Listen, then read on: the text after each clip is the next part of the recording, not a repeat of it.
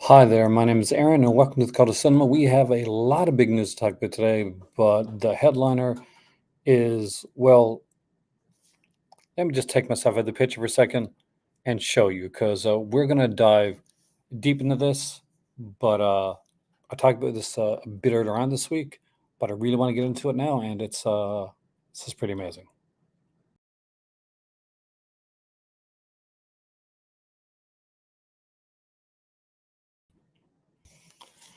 That's right, the Subspecies, a complete series, is getting a Blu-ray box set, and not just any box set, but a wooden coffin box set.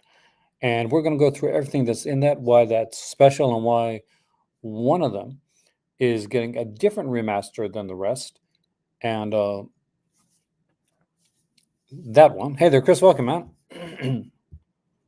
Are you excited about this one? Are you a Subspecies fan? And be sure, guys, if you're here to like, share, subscribe, do all that jazzy stuff. If you want a super sticker, super chat, or donate, it's muchly appreciated. I do have a Patreon. We're going to be doing the Melusine live video next week when they're going to for their Valentine's Day sale. So that's next week. That's in 3 days, actually. But above all, hopefully you enjoy this. And we're going to go through a lot of the major announcements today. But I think the best place to start is with Subspecies. And I can't do that until I grab my Nectar of the Gods. So on the films, but you've never seen them. Oh, we have so much to talk about. I'm a massive Subspecies fan, and it comes from my love of Full Moon colliding with my love of the soap opera genre, because the two stars of the original Subspecies film, like the two male leads, um, the guy that played Redu and the guy that plays his brother, are were popular in the soap opera General Hospital. One played Cesar Faison for years until they literally had to take his brain out to get rid of the character. I kid you not, and that would be the one Radu, and the other one played Decker Moss. It is going to be such an exciting set, and with that being said, let's let's look at it.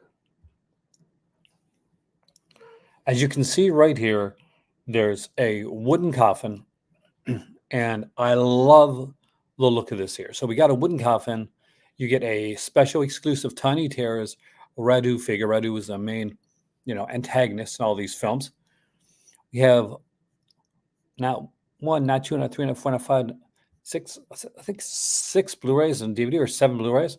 So what we got here is all five of the Subspecies films. It also includes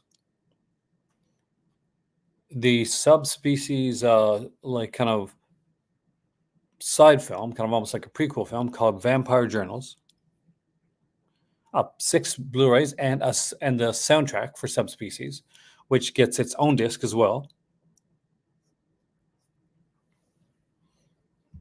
Now, what's really neat about this is that Subspecies 4 has never been on Blu-ray before. You could buy the other ones on Blu-ray, but you could not buy Subspecies 4. And there's a reason for that, actually. Subspecies 4, the original camera negative, the OCN, is gone. It was lost years ago. The company that did it was a company in Bulgaria, and they they weren't able to do it. So they got the best sources that they could, and they've put together a Subspecies 4 Blu-ray for the very first time. If there ever is a time that the negative does find its way back into existence, if Charles Band ever finds it, it's not likely.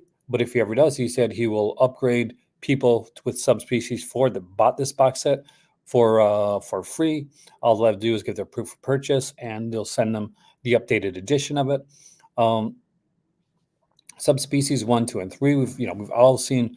Hopeful Chris hasn't, but there are some really kind of fun vampire films. I love the first one. The first one is my favorite. Any movie that starts off with the Tall Man as like the king of the vampires himself. Yeah, that's right. Angus Scrimm from Phantasm, the Tall Man. Has got to be on my top list of films. I absolutely adore everything about Subspecies. It is so gothic, and it is bloody and fun and insane. The sequels I liked. I mean, the two and three were okay. The mummy character really drove the crap out of me. It's like it's definitely a Charles Band creation. The character of the mummy. Rest in peace, Carl Weathers and Toby Keith. Yeah, I know it was a shock. You're gonna get the music of I think Subspecies music is done by Richard Band. It usually is for these releases. So we're gonna get we're getting a CD soundtrack here as well. It goes into a nice hard wooden box. So this is not like a cardboard box or a cheap box. It's actually done as a hard wooden box and in the shape of a coffin. You gotta love that, right? Uh, for 149.95, which I don't think is a bad deal at all for to get all these here on Blu-ray with the limited edition, like Tiny Terrors figure, as well as the soundtrack and a wooden box. Just really, really dig this release. We got so many releases to talk about today, but this was the very first one. And with that being said, I'm going to grab my tea. We're going to get on to the next one because we have so many different things to talk about on this Blues Day. It's been a while since I've done a Blues Day.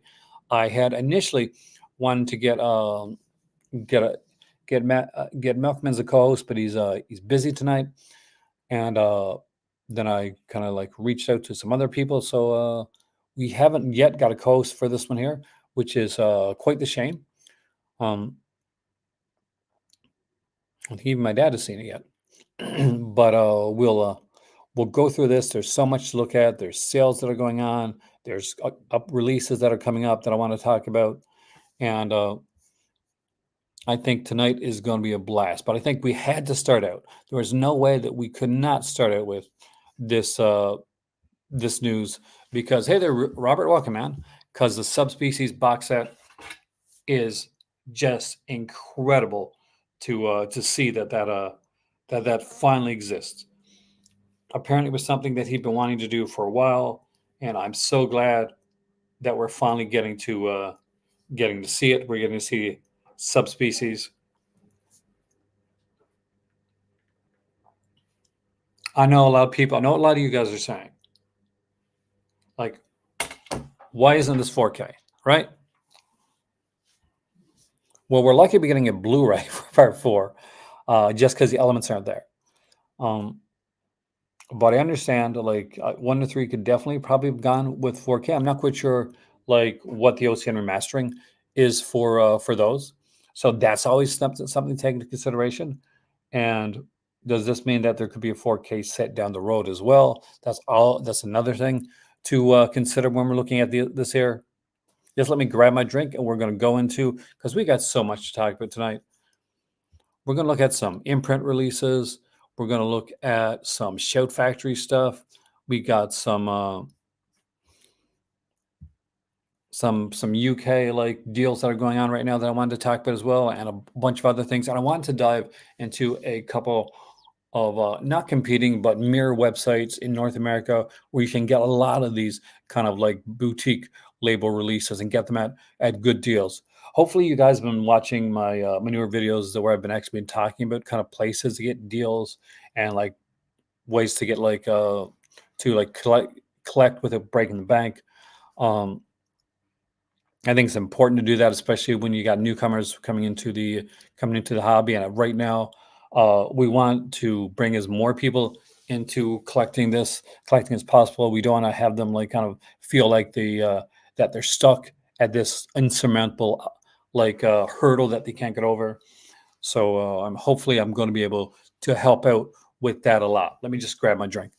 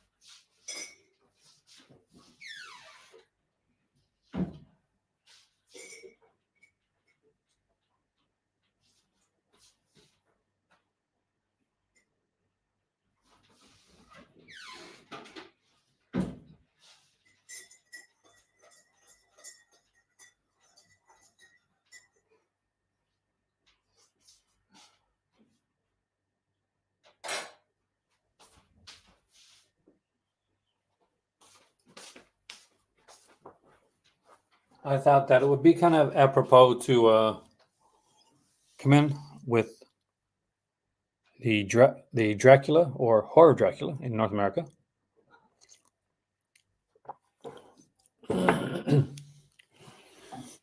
Cheesy Flicks Entertainment just released Moonrunners on DVD. This movie that became a popular TV series called The Dukes of Hazzard. I have every season of Dukes of Hazzard actually, and I'm not quite sure where I want to start after this because this was majorly big news to that I wanted to chat about.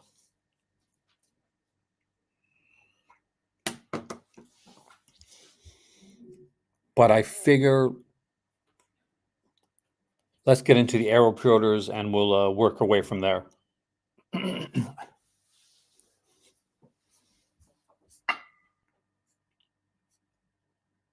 We got 20 releases here coming from Arrow. This is from the UK site. I haven't opened up the American site as of yet.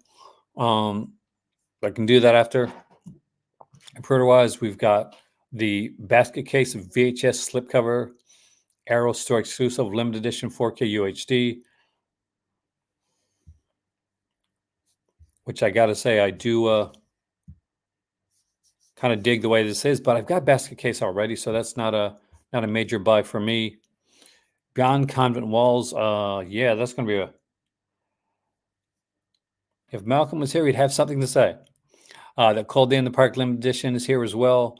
We got another basket case limited edition. City of the Living Dead's got a 4K coming out. The Dark Water original artwork slipcover is one that is tempting me. I really did like this film when it came out, and it's one that kind of stood with me. It's definitely a very like haunting film. So if you've never seen Dark Water, this is the original, not the remake. We got a 4K special limited edition of the 1970s Invasion of the Body Snatchers film by Philip Kaufman. A great release, and like look at this. Look how sexy this one is. The thing is, I've got a good release of this one here. There'd have to be some really good special features to really kind of dive me back into this one. So let's just take a look here and see if there's any new special features aside from a 4K remaster and some postcards and a book, which again is a lot itself. If you're a massive fan of it, you're probably going to want that. And and a double-sided poster as well. Oh, damn. But I do have a really good edition of it. That's the thing. Yet another basket case release. Hellraiser Tetralogy 4K gets a more of a standard edition. A lot of people actually nowadays, when they're not so sure on the limited editions, like will wait for these here standard editions. I have the Scarlet Box for 1 to 3 on Blu-ray. I would love to get the Tetralogy down the road, so on 4K. So eventually, with this, we're at a lower price point right now, but not low enough for me to pick it up. So during a sale, I'll probably grab it. We got a new third Windows release here with River coming out. We got Hellraiser coming out on its own on 4K if you just want to have the original classic Hellraiser there. We have a standard edition for Psycho, the story continues, which says Psycho 2, 3, 4 in the beginning. Not including, of course, the original Psycho. We have the 1%er Blu-ray here coming up from Third Windows Films. By the way, if there's something here that really interests you, like definitely shout it out and let me know.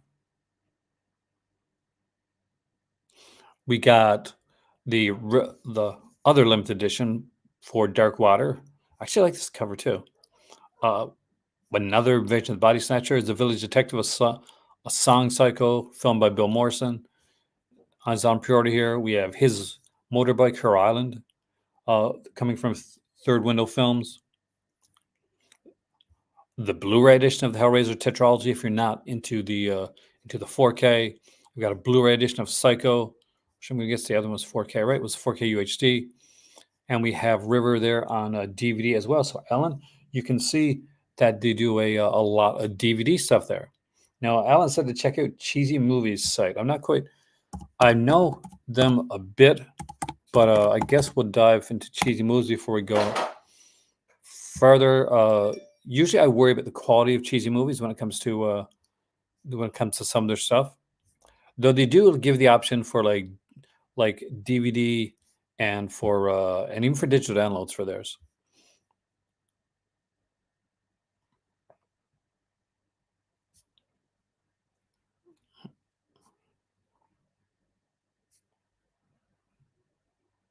So, which there is some unique stuff here, and it's very, very cheap. But I'm unsure on the quality of some of this stuff, and I honestly don't know a lot of these here. Well, I know of them, but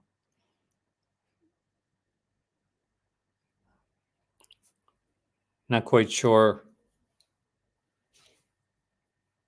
Do I know Ultra? I wish I did. I mean, Altered Innocence, like, such a good company. Like, they're putting out such good stuff. Um, but I don't think it's been announced as of yet. And I haven't heard anything behind the scenes either. So this is not one of the cases where basically, like sometimes I'll hear things ahead of time, and I just got to keep my mouth shut, basically. But this is one of these times. This time I haven't heard. Like, there's been guesses and speculation amongst different people. Like some people like wonder if they're going to do their own site or do a subscription service. Some people think they may go with MVD Rewind. Other people think they may go the grave face route, like TerraVision, and did. But as of right now, I would say unless they're doing their own subscription site, um, MVD, like a company like that, would seem to be the most likely place to see an Altered Innocence go. I don't think that the you know that their style of film is a style of film that kind of lines up with like with TerraVision and Culture Shock. They do great stuff, and but it's a different style of film, like stylistically. Now, there's been some recent like I'm gonna do this so I don't start. So I'm gonna mute myself for a second.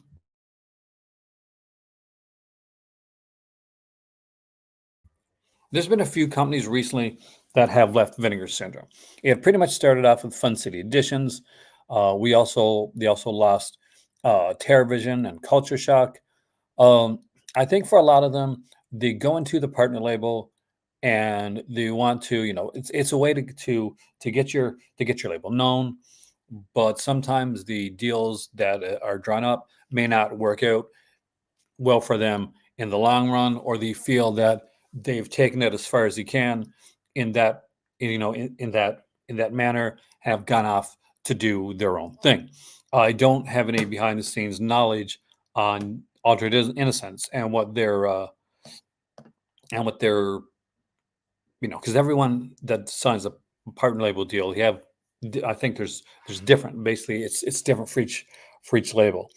I do think that for some companies, it's uh, it's an attractive thought, but I don't know if it will work out for every company for leaving. And I hope that um, if companies are having issues down the road, which I hope they don't. I hope every one of them is absolutely successful and goes a long way. Um, but if they don't, that bridges aren't burned. And basically, if Altered Innocence, for instance, wanted to come back to maybe get a new deal, like sign something better for themselves, if that was the case, uh, then um, then they that option would be open. I would say like just from and this is just like a guesstimate, like rampant speculation. The most likely and most the one that seems to fit would most possibly be MVD. I will like again, no signs of MVD. There's been no notice. There's been no talk. It's just that the it's just that when you look at what Altered Innocence, like the releases, and it's some I think some really high quality releases and some fantastic films and films that otherwise would have been lost. I'm going to say right now uh, that they're most that the most comfortable option would be MVD Rewind. And with that being said, let's get on to what's happening here with imprint films. There are 3 box sets that are being announced. Let's look into all 3 of these right now, and because we got some good stuff here. First off, we started with directed by John Farrow from 1942 to 1953. It is a 5-disc set with a 6-disc with a Blu-ray. So John Farrow, of course, is the Australian director. And 4 of these are going on Blu-ray for the very first time. One of these obviously isn't, because that's probably the one that you know him for. We got Commando Strike at Dawn from 1942. The H Gang, because you never know with YouTube nowadays, for 1944. Night Has a Thousand Eyes, which is probably where most people know him from. Submarine Command from 1951, first time on Blu-ray. Botany Bay, again, this is probably another pretty popular one, from 1953. It's getting a Blu-ray release for the first time. And there's a bonus disc, the 2021 John Farrow, Hollywood's Man in the Shadows. And let's look at what we got here feature-wise, see if there's anything has been really told yet. All we know for tech specs is we got a 1080p with the original aspect ratio, with 2.0 mono audio here, and optional English subtitles.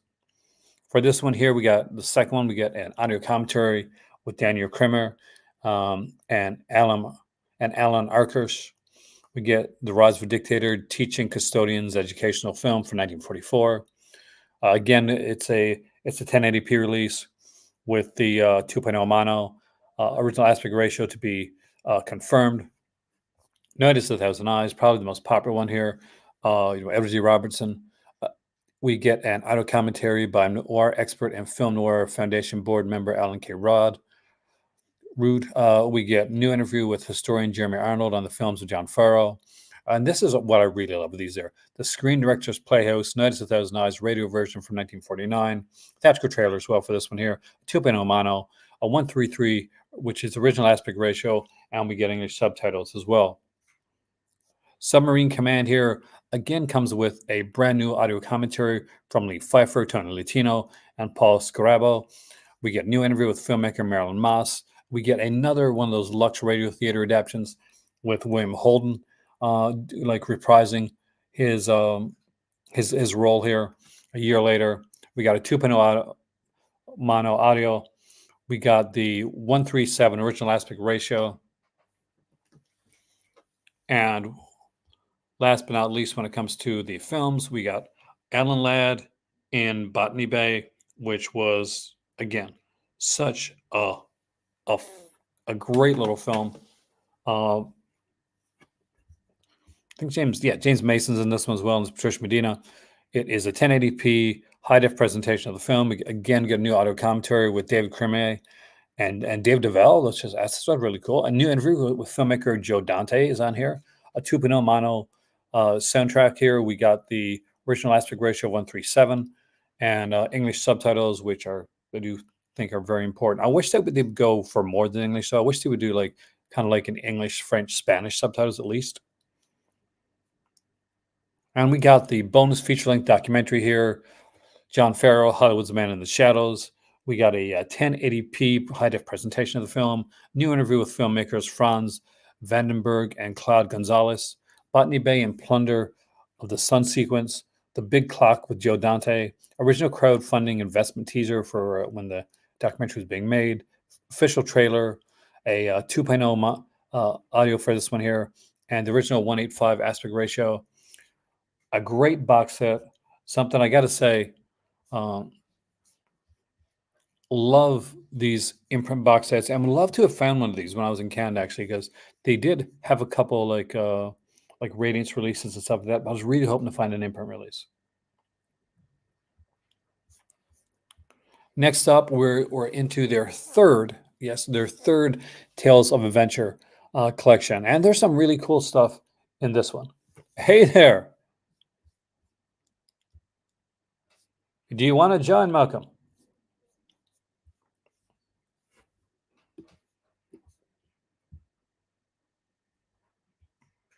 It's the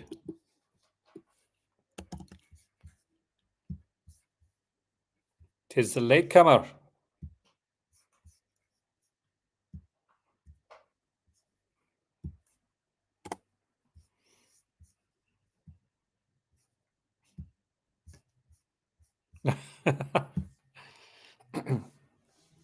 We'll go back over a couple of the other releases that I was looking at there before. We're gonna tempt Malcolm with the big wooden coffin set.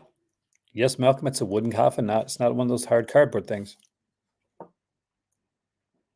So we'll take 1 second now to bring Malcolm into the fold, and then we'll continue with this here release.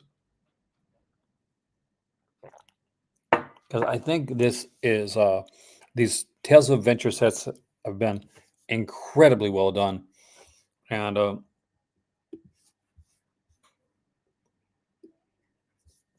I had to say, I long to get some of these releases.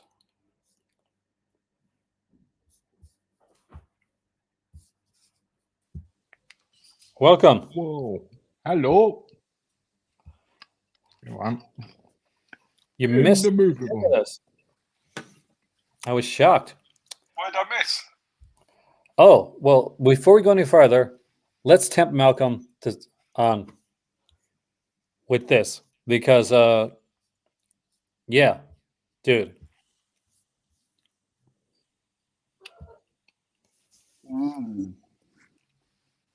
So Subspecies is getting a Blu-ray coffin box set.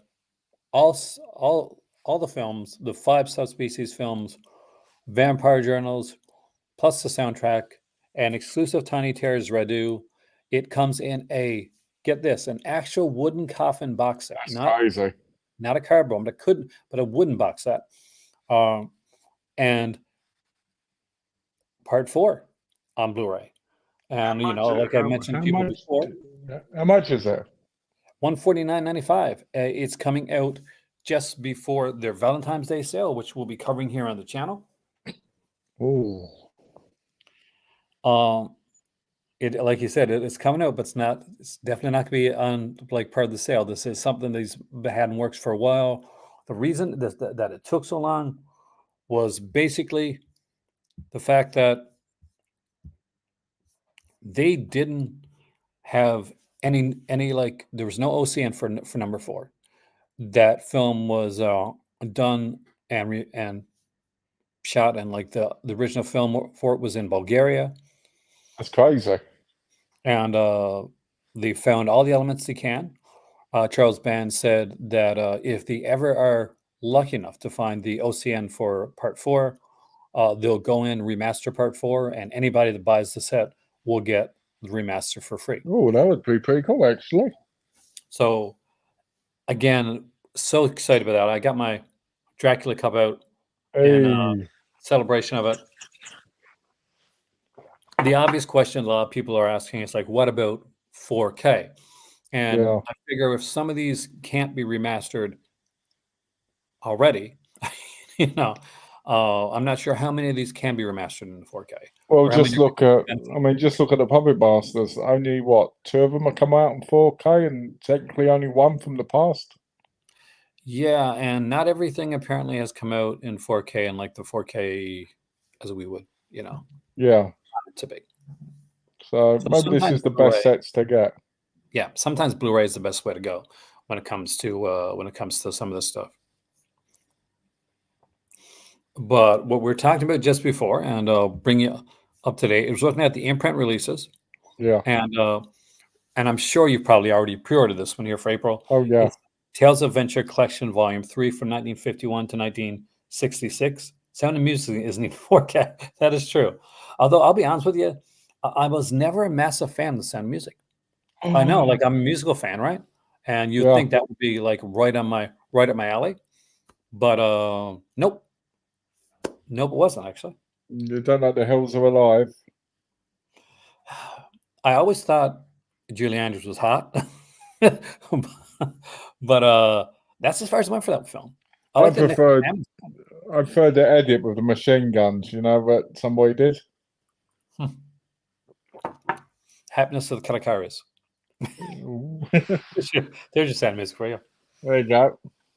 So two of these here on this set are worldwide first on Blu-ray. We just talked about the John Farrow one, Malcolm, which I'm sure you ordered as well. We got 10 Tall Men from 1951, The Heroes of Telemark from 1965, The Sands of Kalahari from 1965, and 1966's Lost Command. I'm actually surprised that one's on Blu-ray for the first time. Oh, yeah, so you said hi, so I just want to say hi back. Hey. Yeah. Yeah, I would have thought that would have been out already, to be honest. It comes out in April. 24th of April. I've got the other two, so I'm glad I pre-ordered this one.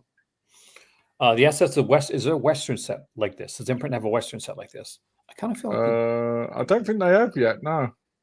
Not a Western set, but some of these have Westerns in them.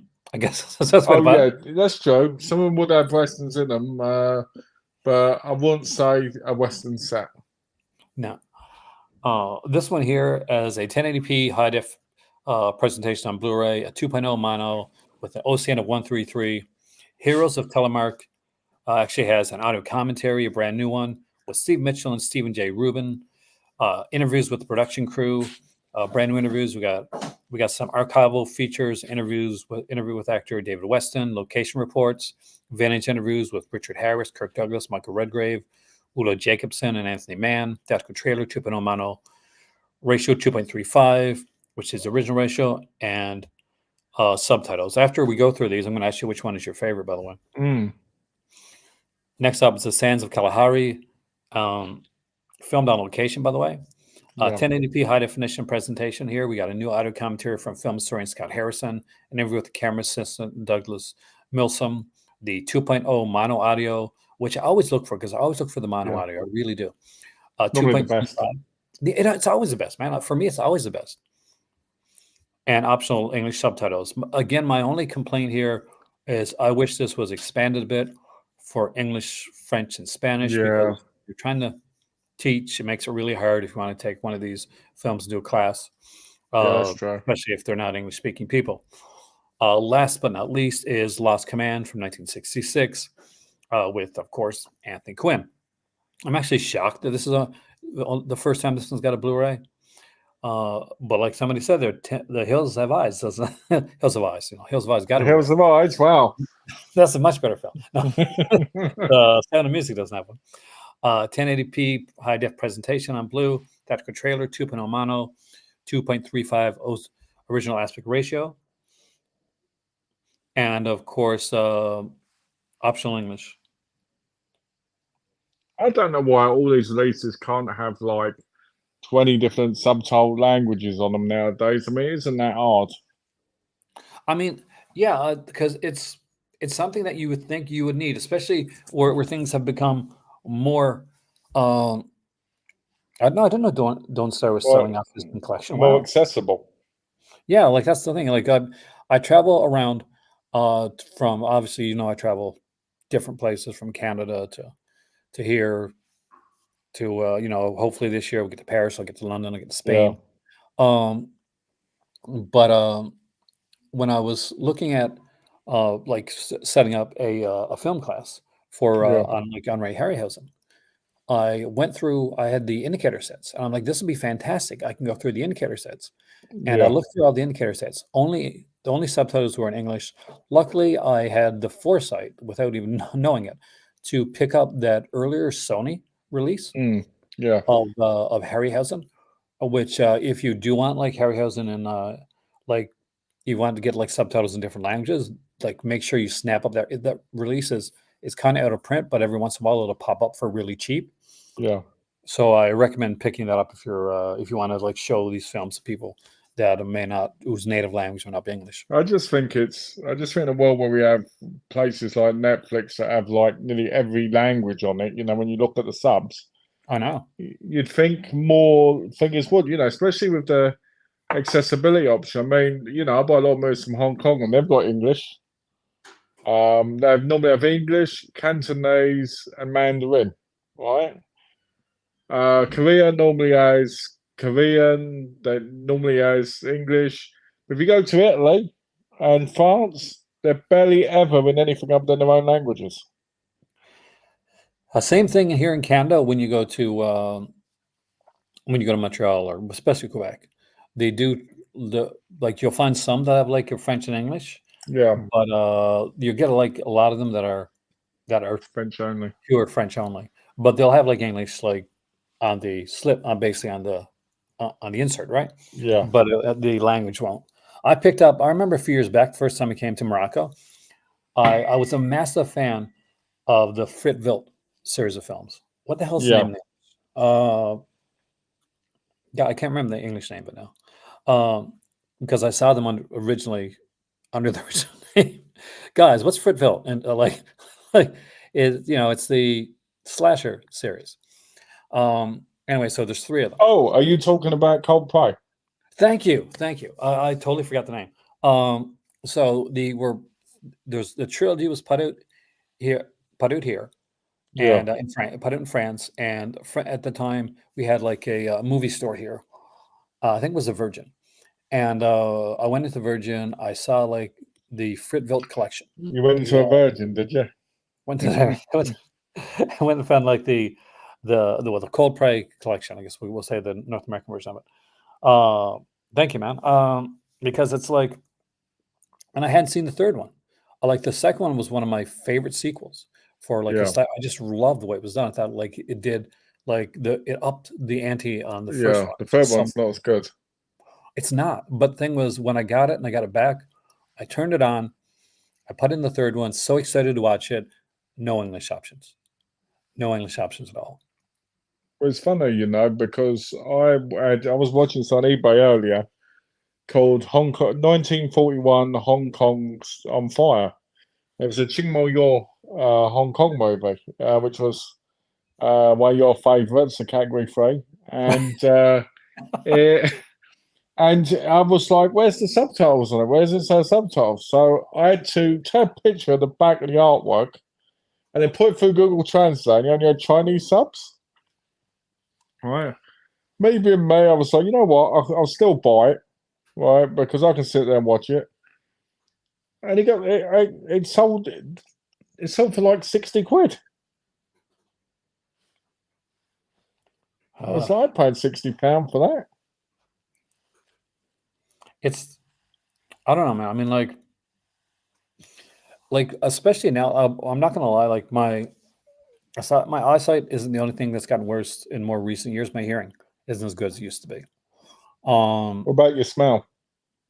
No, that's good. Unfortunately, the one thing that you think like, okay, man, I'll be careful. but um, but yeah. So I often like, and sometimes I'll be up later at night, and if I am like, I have neighbors and stuff, so I want to make sure I want to be respectful if I'm watching. I don't know, Entrance of a Virgin or something like that. you know, so I'll put on the subtitles, and and keep it down low, which Yeah, fun way to do it. But if a movie doesn't have subtitles, it's really, really like kind of takes me out of it. yeah. And we got I this know set that. here. I know what that's like. Oh, These are all hard Chernobyl boxes, set. right? Yeah, they're all hard boxes. So this Okay. is the recent one in the Film Focus sets. But I've got all of them. I love the way they look on the shelf. It looks absolutely stunning here. I would love to have some of these. I'm a massive Kim Novak fan, and we got three good films from 1957 to 1959. We're looking at what two of these are on Blu-ray for the first time. Well, we started with one Yeah, that we know has gotten a Blu-ray release before, and of course, it's the classic one with her and Rita Hayworth and Frank Sinatra, and it's yep. Pal Joey. Uh, Classic. Fantastic film, utter classic film. We got a commentary on here, of course, with selected scenes by actress Kim Novak herself, author Stephen Rebello. We got Backstage and At Home with Kim Novak, a featurette done in 2010. Theatrical trailer. We have a 5.1 surround sound and a 2.0 mono. I'd look at both. I'd probably go for the mono first, but the fact Yeah, that that has that musical aspect, yeah, maybe I'd check out the surround sound as well. We've got the original aspect ratio 185 and English subtitles, which we just talked about. yep. Jan Eagles is on from 1957 is on Blu-ray for the first time, I think the and thing that annoys me about this set quickly is the fact that there's only 3 in it when the others have had like 4 to 6. I know. I wonder what. Wonder why that is. Great news for Subspecies, a very underrated series, and frankly, probably the only good thing was put out. I like the Puppet Master, the early Puppet Master stuff, but I do share your excitement for the Subspecies one, Barney. Oopsie whoopsies. The baby oopsie whoopsies are the best ones. You're a fan of the Demonic Ties. Oh, yeah, sometimes. We got an audio commentary on selected scenes from Kim Novak and author Stephen Rebello. This must have been ported over from a DVD release since Yeah, I it's would first think so. Blu-ray. Theatrical trailer, a 2.0 mono. It's its original aspect ratio 178, and we have English subtitles. And we followed it up with 1959's Middle of the Night with Frederick March, right? Yeah, Frederick March. I'm a massive Frederick March fan, so that's what it That's stands how out. you figured it out, yeah. Again, this is based, I think it's based on a play from Medical. Yeah, okay. So we get reflections in the middle of the night featurette, theatrical trailer, 1080p presentation for Blu-ray, 2.0 mono, a 178 aspect ratio, the original aspect ratio, and original English subtitles. Did I see Seekin? I haven't, I don't think. Have you, Malcolm? No, I don't think so, because I don't remember it. What's it about? Yeah, I'm kind of curious now. I'm going to look up on my phone. You're seeking to see what Seeking's about. Seeking to see what Seeking's about.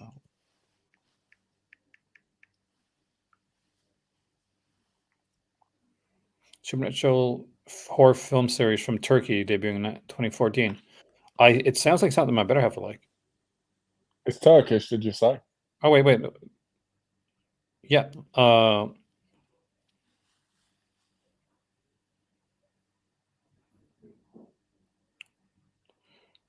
Oznar loves her cousin Kuder since childhood. Kuder marries Nisa. Jealous, Oznar uses black magic to win Kuder. The spell unleashes evil forces. Haven't seen it, but sounds like the type my better half would like. Wasn't Baskin from Turkey? Yeah, I think so. Yeah, but I thought that film was pretty good. So it would depend. I mean, if I can find it.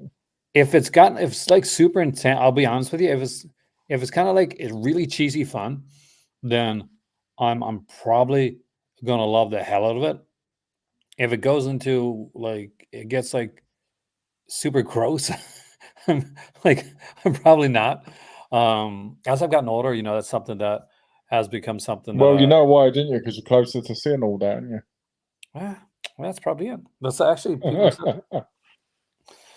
It's like as you get older, the less you want to see when it comes to like the more graphic violence. Yeah, true. Have you looked into the other section of what else has been announced on there?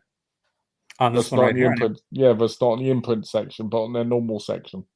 I have not yet. Go to coming soon? I think so. Okay, there's some new stuff. All right, so we got David Stratton, The Cinematic Life of David Stratton, Stories of Australian Cinema. Special Brands complete series. Is this one you're going to be looking at? Possibly, if it's not available over there. Clerks 2, which I've already got, so I don't need that one. Traffic, which not the great of a film, but I still already got. Yeah, true. Dragman Hell. I actually didn't like this. I'm glad someone else is with me on that. I hated it. Yeah, it did nothing for me. The White Prince, the Spanish Princess Collection, Magnum PI season 5. I've only ever seen the pilot episode, but bravo on getting the 5 seasons. Bullet for a Bad Man, fantastic Eddie Murphy Western, but kind of an easy one to get. Yeah. Prisoner, again, I have this. Classic. Same with Persuaders. Everybody's showing Persuaders. It's such a good show. We got Shelley, the Complete Collection, but I think it's cheaper to get over your way. Yeah, it is. A Fine Romance. They go really go in like hard and like Odd Man Out. You got to buy Odd Man Out, guys. Such a great comedy. I watched that. I watched the network version just before they went out. It's so brilliant. Oh, that's the guy from what's the name? Mr. Humphries. Yeah. Yeah. Because we got that series right over there, actually. Yeah, it's a brilliant show. It's only got, I think, 6 or 7 episodes, but it's brilliant. We got No Job for a Lady, Layton's Diary, Let There Be Love, the complete series. Man, that guy did a lot of shows. He did. Alcock and Gander, and the absolutely extremely cool, one of my favorites, Return of the Saint, which Hey, has one of the absolute best banger opening theme songs. If you've never listened to the Return of the Saint, go listen to. Now, don't do it now, but after this video, go listen to the music, the theme song, the opening to Return the Saint. It's got a I'm about kind of I'm about to jazzy. count right now, guys. I can tell you what soundtracks like. It goes like this. Oh, there you go. It's a good one. We got Great British Railways Journeys with Michael Portello. I guess. Welcome Home, Roxy Carmichael. I haven't seen that one in a long time. Oh wow, we've had a lot of new announcements. Half-Life. There's of course there's Adiichi set, The Sea is Watching, and the Imprint Asia bundle that we talked about before. And of course, there's Okay, standard editions as well.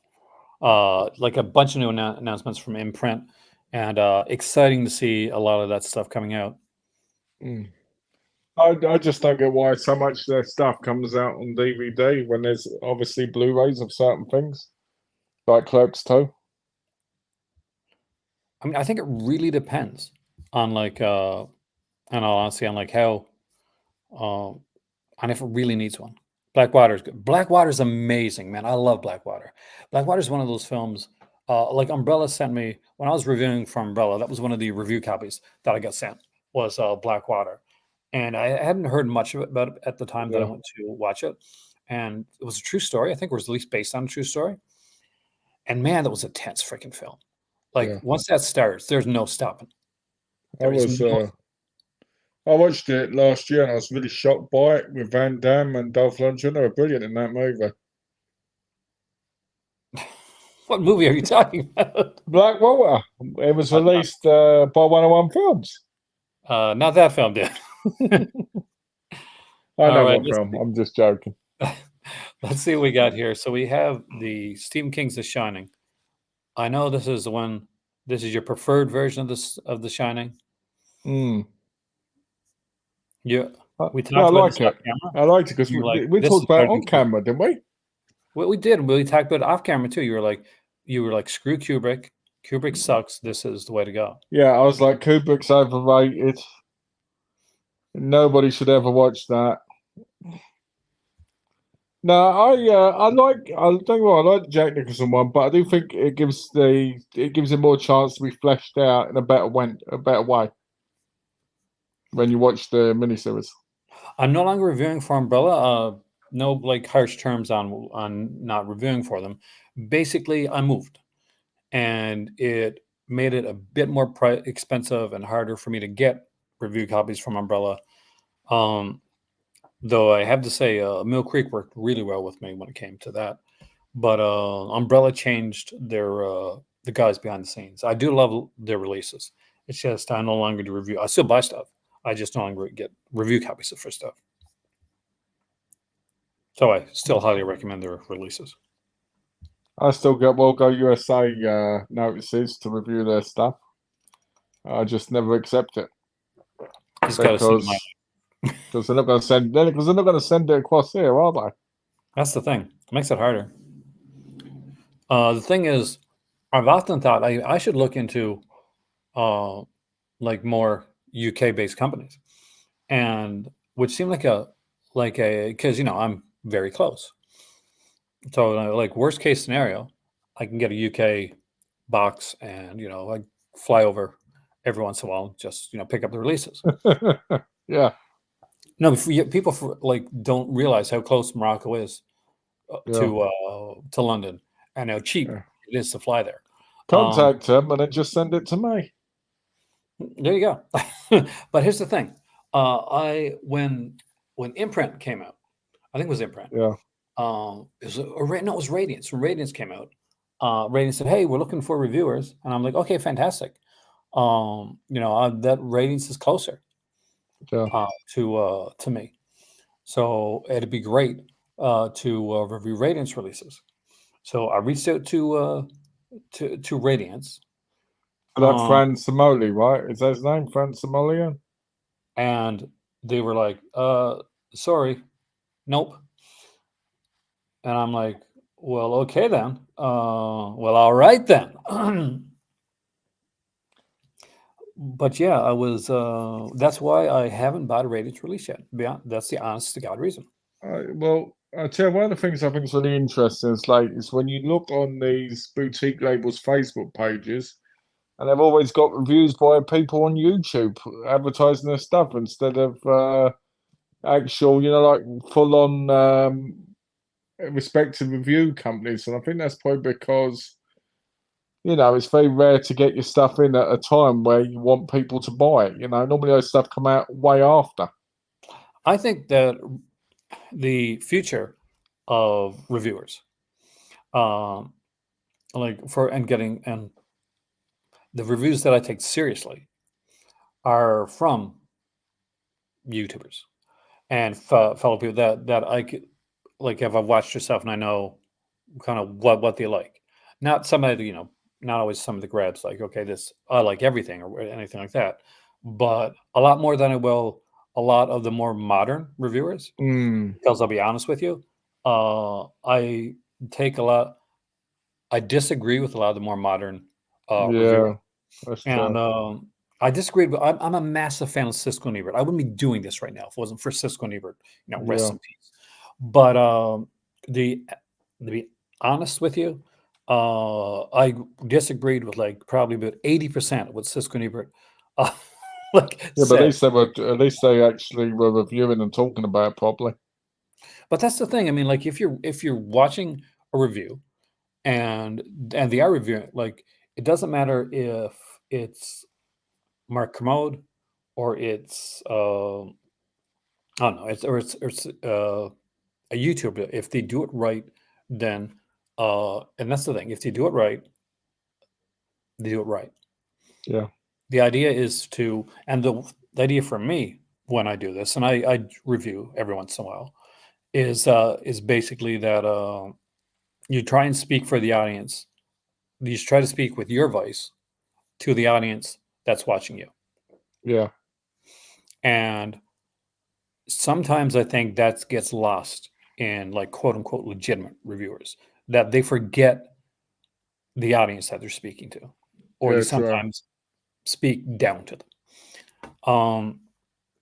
But that being said, there also has to be like for me, uh, when I was reviewing for like different companies, there Mm, had to be a check, that I yeah, did for myself, check and balance for me.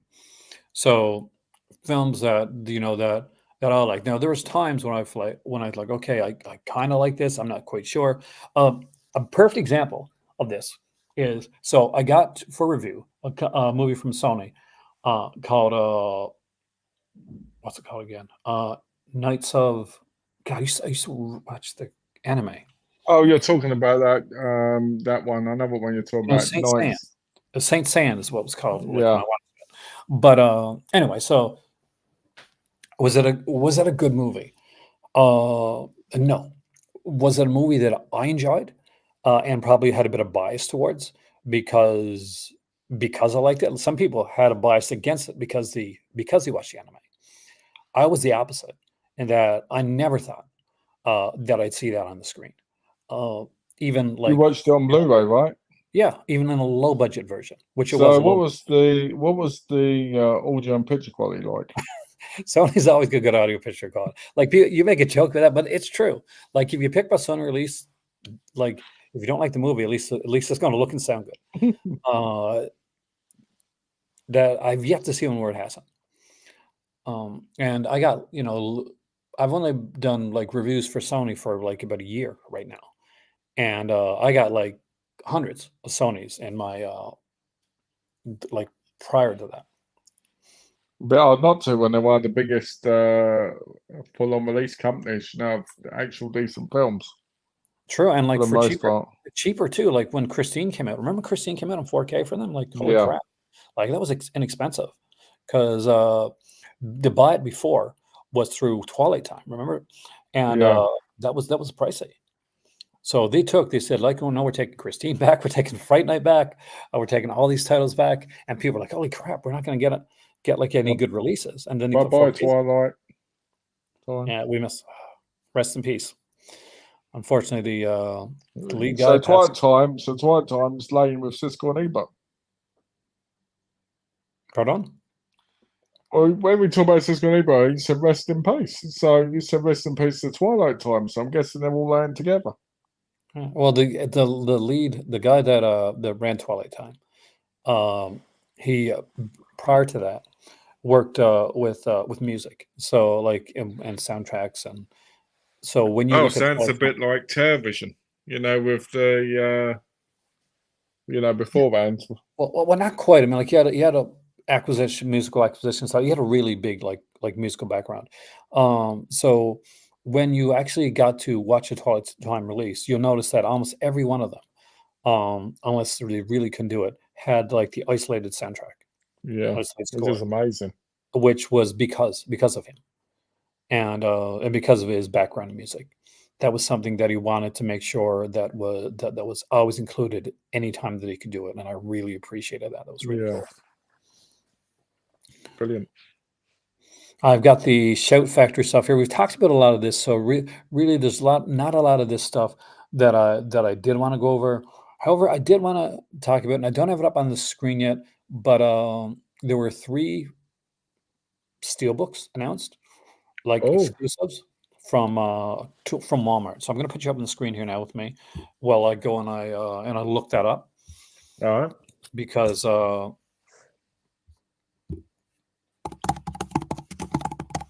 Looks like I've got a little cow right there. I've got no hair here, but I've got a big bit right here. let's That's really see. weird. It's strange. The thing is, Walmart has over 600.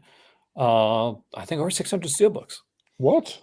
Yep, over 600 steelbooks in their collection, and a lot of WalMarts, especially in the United States, have started to stock steelbook sections Oh, in their stores. So, like they've been really going into the hey there, hey, Matt, hey there, Kubrick, welcome, man. hey, Um, Kubrick. and I think that's why we started to see like a real push towards the steelbooks. Like I got what's it, 3 or 4 movies coming from Mill Creek right now, Yeah. and they're all steelbook editions. And they announced some more that are also steelbook editions. Uh-huh. Okay, what is the name of that I movie? just wish they weren't past releases. That's my only problem. But I don't have them. That's the cool thing. Oh yeah, but that's great. I mean, that's great if you don't have them. But I mean, considering things like Hollow Man and that have been out for ages, I just think about the people that have. I mean, I think I bought them when they first came out. But that's the thing. If you're like, again, the one thing I say about the steelbook releases is they're usually a lot less expensive Oh yeah. than some of the other stuff. So Okay. I'm going to bring one up here right now. So you're going to see, like, we're going to tempt you, Malcolm. We're going to tempt you. You gotta tempt me. Uh-oh. What will there be? We'll see if it tempts you. We're starting off with Cutthroat Island. And Oh, I really do. I'm a massive fan of this film. is that the one with Gina Davis? Yep. I dug the hell out of this one right here. It's on Reddit. That's a nice steelbook. It's gorgeous. I mean, look, it's got that cool thing. So if you're a slipcover person, look at that, guys. Look, see, it's Yep, got that they should all translucent have slip. that. They should all have that now.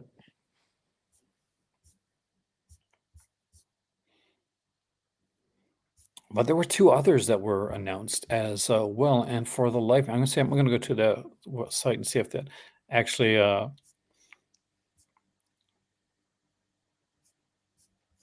Now this here is, shout out to High Def Digest. Mm. But there were two others that are coming out. Oh, here we go. Here's one of the other ones. Oh, Rambo. Whoa. Look at that, guys. And these are Oh, 4K, that's by the way. nice. Just so you know, these are 4K. Hey, Wave, welcome, man. Rainey Harlan did direct it. You're correct, Kubrick. Oh, I like that one. That was really nice. Oh man, yeah, this is a really sexy looking steelbook. Let's go down here and see if we can find see the third one that's sent. No, third one's not showing up here, unfortunately. But there were three in total. I do apologize for not knowing what the third one. Oh wait a minute, maybe. Oh, yeah, so we got the First Blood, and we have Rambo. Oh. Yeah, Wave Walmart is really going full into the steelbooks, and in doing so, you're seeing other companies do it as well. Lionsgate's starting to do a lot of steelbooks. Mill Creek is starting to do a lot of steelbooks. Mill Creek is re-releasing. I talked about this on a TikTok, but I haven't talked about this on here. Mill Creek is re-releasing Rad. Hey. So for those that haven't seen it, That saves me hundreds of pounds. I'm gonna bring it over because the steelbook, I do like my Rad 4K from Vinegar Syndrome, but yeah, no, I don't think you need Rad in 4K. just put it out there. But the steelbook is really sexy, so I'll be right back. All right. You can entertain you. Hey, Kubrick. Not sure if I said earlier. Hey, Wave. In case I missed anybody. And hey, everybody else. I can't see the comments so well today because I'm on my phone and not on the computer. So I apologise if any of I'm missing anybody. What shall I talk about? Well, I'm glad Ray's been re-released because I never picked it up, and I don't think I'd want a 4K of it. I think the steelbook would be nice enough. I like the steelbooks, but I kind of went off them ages ago because I got tired of opening them up and feeling like they were going to get damaged. I think that's why I prefer slips, because I can put the slips in my protectors, and I like that, Malcolm was talking to Aaron earlier. Oh, says, do you know if they are still releasing? Yeah. All Innocence, I believe. Oh, thank you, Wave. I did look cozy, didn't I? I'm in my Vinegar Syndrome pumpkin shirt. So very, very nice and relaxed, actually, and with the blanket. As for Altered Innocence, I do believe they're still releasing at some point. I won't be surprised if they end up being without the slips and end up being found on things like Amazon or eBay because they could go through that. But they're not obviously going for Vinegar Syndrome anymore because they're just, they just didn't want to, I guess. It's quite sad because to me, Old Innocence was one of the best labels on there. And what I liked about it was always something I never expected to be released or that I didn't know much about. So picking them up would always be something of a journey of, oh, what's it going to be? How's it going to act? So, all this stuff. And I like that. I did, Kubrick. I ordered, basically, I ordered the Space Jello set. I ordered the, actually, no, that's not true. I got the recent ones in the subscription, obviously. And then I bought some partner label ones. I didn't buy all of them this time because I'm trying to cut down on them. I did pick up the two Asian ones, which I cannot remember for some reason right now. But yeah, I did. I picked up, I think it was like 12 titles in total. I'm trying to remember all of them. A Man on the Brink, A Man Called Hero. They were the two Asian ones. And then I picked up God, I don't remember the other ones. I don't remember. Altered Innocence. I said like just guesswork. If I was to pick any place where I think they might go, Yeah, the most likely one is probably MVD. I don't see it fitting with Gray Face, with like TerraVision or Culture Shock. It yeah, just doesn't seem the same type, same fit. But like Fancy Editions went with MVD, so I can't expect them to go there as well. That's, and again, yeah, no knowledge like behind the scenes, just guesswork. Hey yeah. there, Well, Gina. Welcome, man, and congratulations, dude. yeah, congratulations, Gino. I wouldn't be surprised if, I mean, Darkstar sells their stuff separately from Vinegar Syndrome, even though they work with Vinegar Syndrome, because I find them on eBay and stuff. So you might be lucky there, but yeah, they might be on MVD or they might end up on television. I don't see that. I I do. I can really see it. can't. I I can can't. see I it. mean, like the type of releases that Eldred Incense comes out really would stand out as the sore thumb. And I mean that in a good way. You know what I mean, right? I think the reason I think it would be good if it was on television is just because it would mix it up. I mean, No, you think it'd uh, be good on television because you're getting a subscription and you want it to be. I'd still have to pay for them. I know, but I just don't see it. Like I just, well, that's like saying I think Criterion is going to go to well, no, not television. really. Ain't That's happening. not true. That's not true. Criterion is far superior than all the other labels, in my view, on that aspect. When you put television, if you put television and Culture Shock together, right, they basically release almost the same kind of stuff, That's right, the at a thing. minute, right, which makes the site boring to look for, right? So if you put something like All Innocence on there, you've got something to bring in a different audience. You've got something to make sure that you're not all the same old stuff constantly every month.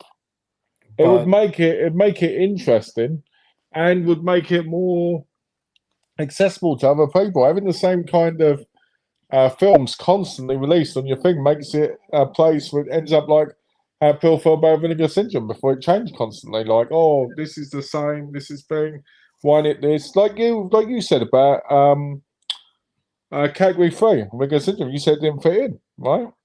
It yeah, fits in like perfectly. for me, it didn't fit in. Like again, I'm in the minority when it comes to category Oh, three. of course, but what I'm saying Uh, is I think sometimes you need things that are out the norm for a thing for it to work on a company. I, Because if television just does culture shock and television, they ain't gonna last long, I don't think. but here's the thing. I think that it's their identity, and like the people that look for that are going to look for stuff like that, and that something like Altered Innocence may get lost in the shuffle over there, where if you put Altered Innocence next to like a Fun City Editions, people that Oh, pick up Fun sure, City yeah, Editions are people that pick up Altered Innocence. yeah. So you're catering towards like a specific audience. It's a great idea what you said, like to expand and like put different things out there. But in all honesty, you take off part of your audience. Like just moving away. Like let's be honest, it's a risk. It's a risk to that because Well, I just hope that they, firstly, I'd rather they work themselves like Fun City do on their website. well, that's the thing. Fun City works on their own website and works with MVD because apparently, from what I've heard behind the scenes, and again, take this with a grain of salt. Like you take anything that you find out from behind the scenes, they got a pretty good deal actually when it Oh, that's came nice. to a contract with them. Okay, so there's two Blu-ray steelbooks that are getting re-releases. I have them both, so I'll show you them right now. Um, First up is Rad. This one came with it's a Mondo steelbook. So when Best Buy used to do those exclusive like Mondo steelbooks, you can see the Mondo label right there. Mondo for a steelbook, guys, for those that don't collect, is kind of supposed to be the creme de la creme when it comes to these steelbook releases. But yet, even with a Mondo steelbook, this just had a regular, like I think it was under $20 price for this one. Nice. We get it right here, and That is a lovely still book, to be fair. I love the translucent slip. But that wasn't the only steelbook that was announced that was getting a re-release. This one, if you don't have it, Malcolm, this one might excite you a little bit more because I know there was a UK edition over there, but this is one of the sexiest steelbooks I got in my collection. And Ooh. Street Fighter. Oh yes, I always wished I had that one. This is getting a re-release alongside Rad. Street Fighter is getting re-released. I think it's next month, and so you guys can see it first. Here is the.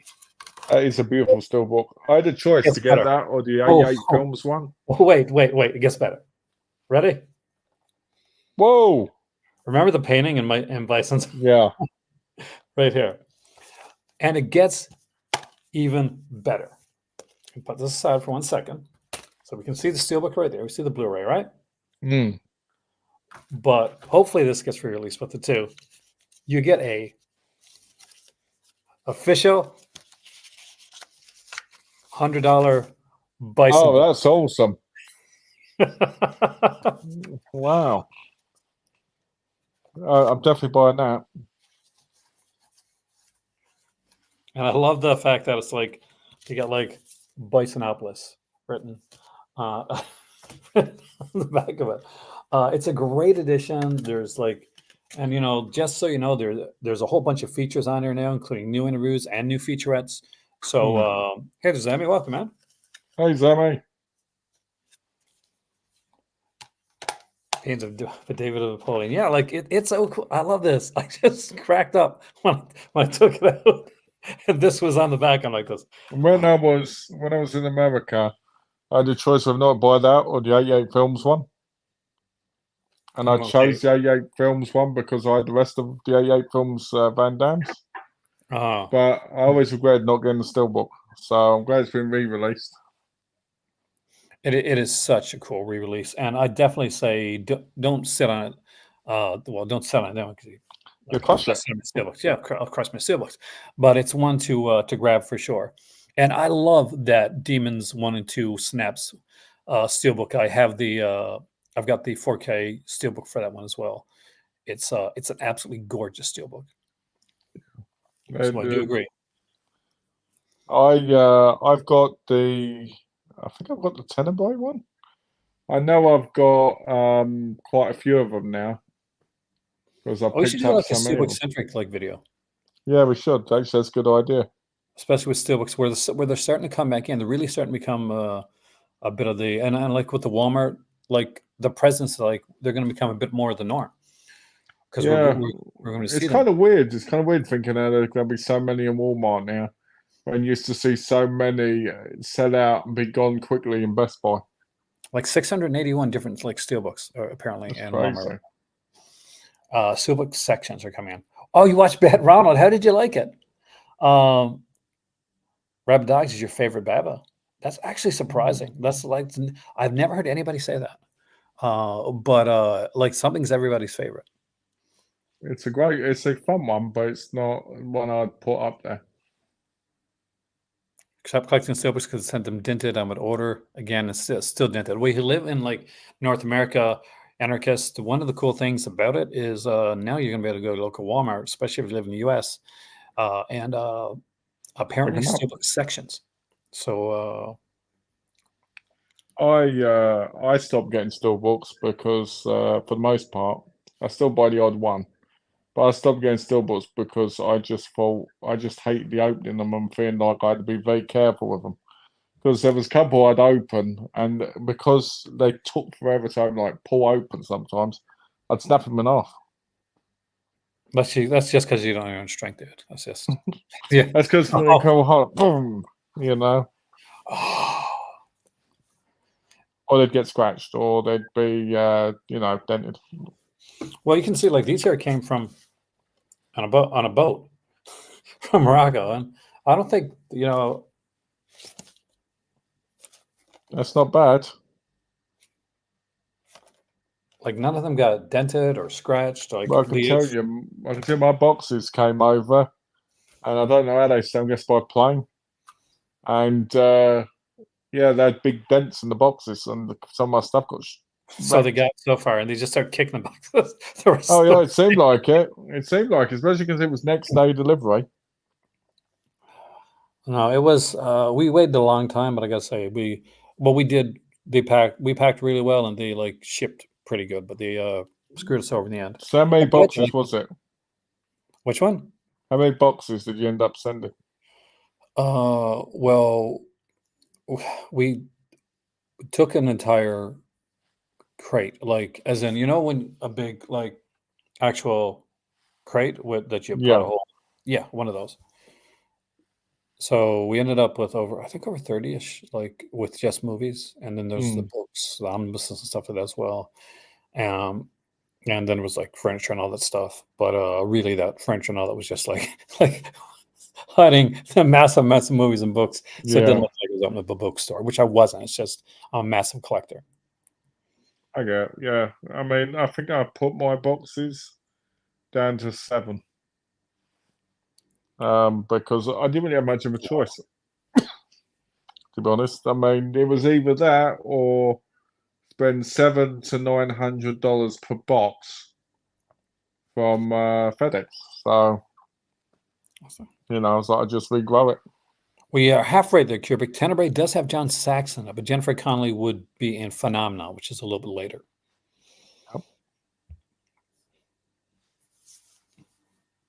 Everybody John. knows John Saxon's better looking. Well, okay, then tell you what. Then if we ever have that like that choice, and we divide, and we get that like from our spouses, Yes. all suffer, and I guess I'll have to take Jennifer Connelly Well, good for you because you left her, because John Saxon's the man. then. I love John Saxon. You have the Snaps Films Tenebrae. I actually got this Tenebrae steelbook too. Unfortunately, It had the lovely yellow documentary in it as well. fantastic. But if you haven't seen many like Jalos, it's gonna like, hey there, Jason, welcome, man. Well, it's going to spoil a lot of it. Hey, Benay! Renee is. Can we say it? Is it official? Ooh. I can say Can I it. say it, I'm going to say it. Benay is opening a strip joint, and he's going to be doing it officially very soon, and he's going to have it connected to possibly YouTube streaming so that you can see it and throw in those donations. So he's just lining up the hot babes right now, and it'll be done. So Jason is actually officially finally starting up a YouTube channel. He's working on it right now. I spent like, what was it, 4 hours on God. on a video, just going over some stuff, like chatting with him. And I do love Peter Part, by the way. Yeah, so Jace Benet, he's been a writer for Fangoria and for Gorezone and for Delirium magazine. So he's got the connections when it comes to getting some of the interviews, and getting some retrospectives and stuff done. So he'll be doing his own channel. Hey. What you see right there, Benet's Bloody Bits, is an updated version of what we saw before. Remember the black and white one that we saw? Yeah. And It's the channel's called Bloody Bits and Dirty Tits. that was your. I read that actually. Not a bad idea though. And hopefully we'll get Benet on here, and Benet will have us on the channel. It'll be a lot of fun because anytime we get somebody else like given like the movie love and in here, that's always a good thing. Yeah, definitely. I'm looking forward to seeing what his first true video is going to be like. Because I think it's always good to see where somebody starts and then how they improve, and become, what I mean? Hey! Definitely there. Well, I think like most video startings are always like that introduction video. So you Oh, of do the course, but video. well, I mean after that one. I mean after that one. And remember, if Inferno or Opera are getting a 4K Arrow box set in the UK, I would assume eventually. I would think so, since I was getting one in America. I'd think it would be coming to the UK. Inferno, I would say, yeah, probably coming soon. The reason for that is because I don't know if people have been paying attention to Arrow lately, but they've been starting to release their stuff they've got on 4K now. Yeah. A lot. So I wouldn't be surprised if Inferno is one coming. 10 years of delirium. You That's should have been here at crazy. the beginning, Jason, when we talked about. I'm got to do it. Got to show it because I'm just so excited about it. Oh, I know what you're saying. Yeah, I forgot for a second. Continental Divide, yes. Yes, I did. I want to see. I want to see. I got to say something right now. Do you know Inferno and Cat of Nine Tails were the two Argento films that the first time I saw them I was extremely disappointed. Oh, wow. Yeah, because and Inferno was kind of ahead the game, and like because you're like, well, who's doing all this? Like, what's the whole like thing behind this? And it's like, oh, it's death. I'm like, what do you mean it's death? What do you mean it's death? And it comes through the mirror, like the Marabava sequence, right? Yeah. Literally is the Marabava. He actually shot that. But I'm like, this makes no sense. But I've come to love it since then. Cat Nine Tails is still, I really don't like the aspect of he has to kill because science. There's always this really kind of cool twisted like reason for the murders, whether it's what's in Deep Red or Tenebrae. But and then all of a sudden it's like science. He just has that extra gene. He has that killer gene. Yeah, which is a bit ridiculous, really. Yeah, I mean, like, it's a great film up to that point. That's ending sequence really bothers me, and it has a really good ending too like Arrow initially really spoiled the ending when they first put it on Blu-ray. Remember they had that's true. Yeah, to show the end. I will say though, the two, I do think Inferno's better. I do. Yeah, I think. Well, Inferno stars. Well, Inferno's got Lee McCloskey from Dallas, so there's that, and Santa Barbara. So you got that soap opera connection, which adds that extra. Which always adds it for you. For me, yeah. And it's just such a uniquely cool film. That opening sequence there, where the girl like goes into the water. Yeah. It so is beautiful and well shot, and the colors are phenomenal. And it's as far as I know, they look amazing in 4K as well. Oh, they'll look incredible in 4K. I would love to see. Cold Prey is a newer film. I think above a Blu-ray release. I think Cold Prey should be getting a 4K release. But I would buy. We got Blu-ray release. Yeah, didn't I got a Blu-ray for that one? Yeah, it's already got a Blu-ray release. I think it's it's not released here on Blu-ray, but I know it's released in the foreign countries on Blu-ray. I'm sure of it. Because I had to buy the DVD edition of it. Actually, no, I think didn't we get a North American release for the first Cold Prey? I think so. Because I know there's a trilogy box set. I think. France. Yeah. Yeah, they don't have English subs or English at all on it, man. It's I bought it. I bought that trilogy box. I must. I just know that there's thing about that's the problem when there's no subs. So I guess technically there isn't then, because if you don't have knowledge in that language, well, there isn't a Blu-ray release, is there?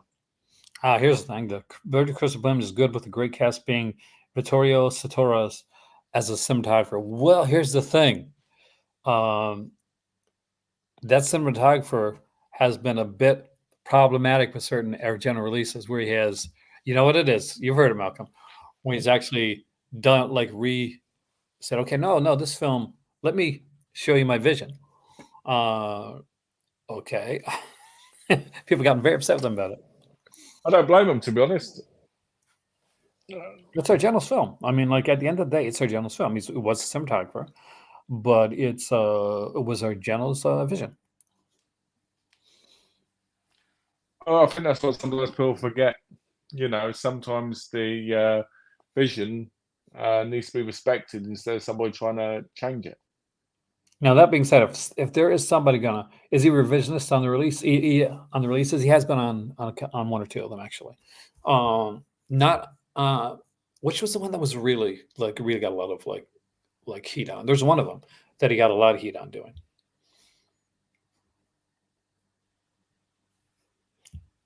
The one Carwo on the Criterion Blu-ray set changing all the things. I did not know that actually. Did you know that? What about the set? That the one Carwo said that one Carwo decided to just go back. Decided to George Lucas it, I guess is what is the best way to Wow, say it. I'm shocked by that. I will say that Criterion set sucks though. So Well, the my biggest disappointment for Criterion sets, and I love Criterion. I recently picked up the Police Story double feature. Um, is their Agnes? No, what no, Agnes I, Varda. Varda, yeah, but it's not pronounced Agnes. It's pronounced another way. My better half taught me how to pronounce her name right. Yeah, Uh, Anya Varda. it's Anya Varda. pronounced Agnes Varda. Um, but because she's French, Anya Varda, I think it is. Um, but the set was a massive disappointment. They put so much, like so many like films. It's like an Echo Bridge thing. Like they're putting way too many films on a disc, and they're Yeah, well, just a lot of messing them up. are not even real films, though, are they? A lot of them are shorts. Varda deserved better. She's an incredible filmmaker and deserved better than they gave her. He changed color timings on all his films, changed intro titles to Wong Kar-wai. Oh god. Well, I guess it is the director. He can do that. Yeah, I gotta be honest. I never went that Criterion set because I just don't like the way it's packaged. Did you like the Fellini packaging with the almost like Yeah, I liked old it, school but I reference? still do. I like the fact that it looks like a record, but I don't like the fact of how they're in there. I prefer my disc to actually feel like they're in actual cases Nothing's beat inside. the Bergman side as far as like Yeah, what they've done. but it's so I big. can't believe Sammy hates Argento. What? Why? Why do you not like Argento?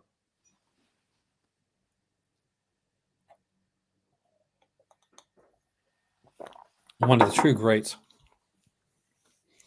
and the He one of did the reasons such. I love. Everybody knows he did such classics as Dracula 3D, Mother of Tears, That's you know, and that new one. What's it called? Dark Glasses. I didn't mind Dark Glasses at all. Actually, did you watch Dark Glasses? Not yet. I own it though. It's not bad. Like it's definitely a step up from the last couple of releases that he's done. Mm. Though I do think that his last like not as like high quality as his earlier stuff, but his last like really true big one was probably Sleepless. Yeah, the I, beginning's phenomenal. yeah, it's such a shame that they lost the like the funding Yeah, because you can tell like the beginning of Sleepless is top phenomenal. tier or like Argento. I think his last best one is Card Player. I go back and forth on Card Player. Sometimes I like it, sometimes I don't. Yeah, It's one of those weird releases. If we want to go like a best, like one was really good, Opera. I just Opera's it's is funny. It's funny because I remember years ago when it came out on DVD. I was in the forums of Cult Labs forums, if people remember what that was. I don't know we if it's probably still chatted around. in there and didn't know it. Oh, possibly. Yeah, I was on call. Uh, and I know a lot of people had mixed views about that film at one point. It wasn't like as high regarded as it is now. And I think the reason for that is because it's one of those films that's aged well compared to the other films. Like Sleepless and that in a lot of ways. Well, that's like Stendhal. Like I love Stendhal syndrome. It's that one was always been like more like people were iffy on that one, but I absolutely adored. I thought That it was reminds me. I did know I never got the corrected disc from Stendhal Syndrome. really. No, I don't think I haven't contacted them. Do you think they'll send me one now?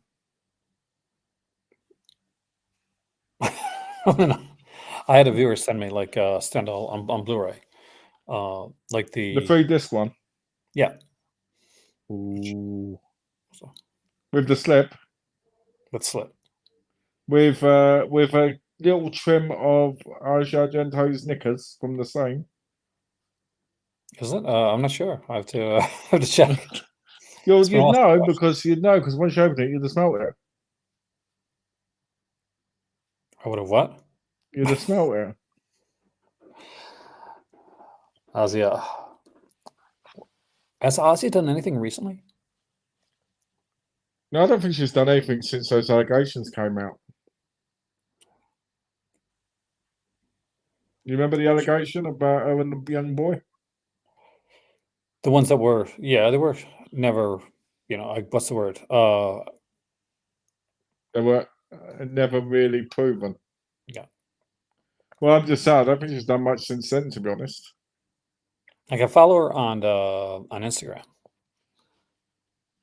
I thought it was more of the fact of like, and the fact that those allegations kind of came out right after she lost her boyfriend, Yeah, was it seemed, I never, I'm not gonna say like, but just seemed like it's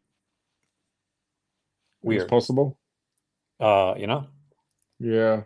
I mean, nobody knows, do they? I'm just saying, I'm not really going on about it. I'm just saying, I think I haven't seen her do much since then, did I you see your know? message? I did not see your message. Can you look up Coldplay you have because I can't find it. I can't because it's at the farm. For those that don't know, we have two places here. We live here at the condo, but there's an olive farm. Well, go walk there then. Go walk to the farm and then come Yeah, back. I'll take that 45-minute drive to the farm and and find Coldplay. But I actually got to get it because I've been meaning to rewatch it. George is not here tonight, but George recently picked up like Inside, and I vividly remember watching Inside the first time. Oh, he And actually got it, did he? did you get it today? No, I So didn't pick it up yet. Because I was like, it's one of those ones that might go down on Amazon. I don't know. I want it. I want the collector's edition, but I'm getting to the point now. I'm like, I don't need to buy them on day one. yeah, that's the thing. Like that's one that really said Inside of Martyrs, the original Martyrs, were films that really hit me hard. It was Yeah, this like brand new like French extremism, new wave extremism, that happened, and it was just such a great time. And for horror I fans, interesting story. Watching Martyrs, I got my first BJ. Martyrs thing, how late did you get? So, That's a joke. That's a joke. sure. No, I was no. It would come on. Why would I say I'd get that from there? But no, it was. I got my best one doing that. I should say. Do you do Oh, now cassette? everybody's like, oh, didn't it come out in like 2008? Uh, yeah, I think so, around there. So if it came out in 2008, that would mean I was. God, that would mean I was 20. How far is in Rome? Yes, she is in Rome, actually. So There's yeah, a that'd be a little bit late. Mhm. So I was thinking, hey, it's fine for you. You were a virgin until you were like 40. Yeah, that's it. That's what. Yeah, and, my kids were immaculately conceived, obviously. I Yeah, no, I'm only messing. love 8.5. I love 8.5. I love Amicord, actually. That's there's my hot take. I think Amicord is one of his best. I'm guessing it's about Fellaini. Yeah, it's personal. It's like one of his more personal stories, and Amicord to me is Fellini's like in a weird way. It's going to sound weird to say this, so it's Fellini's Shadow of a Doubt, and like Hitchcock kind of went like deep into his own like childhood and deduce and like psyche to do Shadow of a Doubt, and I feel like Fellini did that with Amicord into Mm, hitting his own childhood. that's a good point. I think my favourite one is well, it's hard to pick really, but I've always had a soft spot for the White Sheik What about because it's well, always what? kind of stuck with me on an emotional level. That's an interesting choice, actually. It's because of the relationship element, and how it's just the whole depth of the relationship. It just, I mean, I cried when that ended. I cried when a few movies ended. Actually, did you know I cried when Pretty Peaches ended? Yeah, well, I'm sure you did, especially after all your words about it in your video. It was a good. It was a really good adult film. It really was like a good, actual good film. And Desiree Cousteau, man, come on, Desiree Cousteau. I still think it's funny, but at the end of it, she's with him, and he gets disgusted by and gets up, and she's like, "Why is he leaving?" And you're like, "You didn't care if it was your dad." Well, that was kind of like telegraphed at the beginning of the film. It was for those who don't know what we're talking about. I just did a massive vinegar syndrome video where I talked about I went through my entire vinegar syndrome collection. I talked about my kind of my relationship with vinegar syndrome and the fact that I've been pretty much on and off been looking at and in a way supporting or reviewing vinegar syndrome titles for 9 years now. So The I'm curious. biggest problem, the biggest problem with that video, right, just to warn people, is Aaron decides to take back nearly everything he says about Cardona. That's it. I'm like, Cardona's the greatest director of all time. So like, I'm Yes. like, God. I couldn't believe it when you said they weren't that bad. For, I was like, somebody's selling out. oh, they weren't. They weren't. I mean, like when I had to go up against something like Ebola syndrome, they weren't. But I still don't like them. Like that's the thing. But Ebola syndrome, you said in the video you didn't have any problems with it other than the fact that a lot of people had seizures. Yeah, and that's true. So, but that's a personal thing. So that isn't a problem with the film. That's a personal feeling to the film. So, but you have an actual genuine concern when it comes to Cardona because you said of Cardona. all the animal cruelty. Yeah. In the first set. I don't know if there is in the second set. You have it.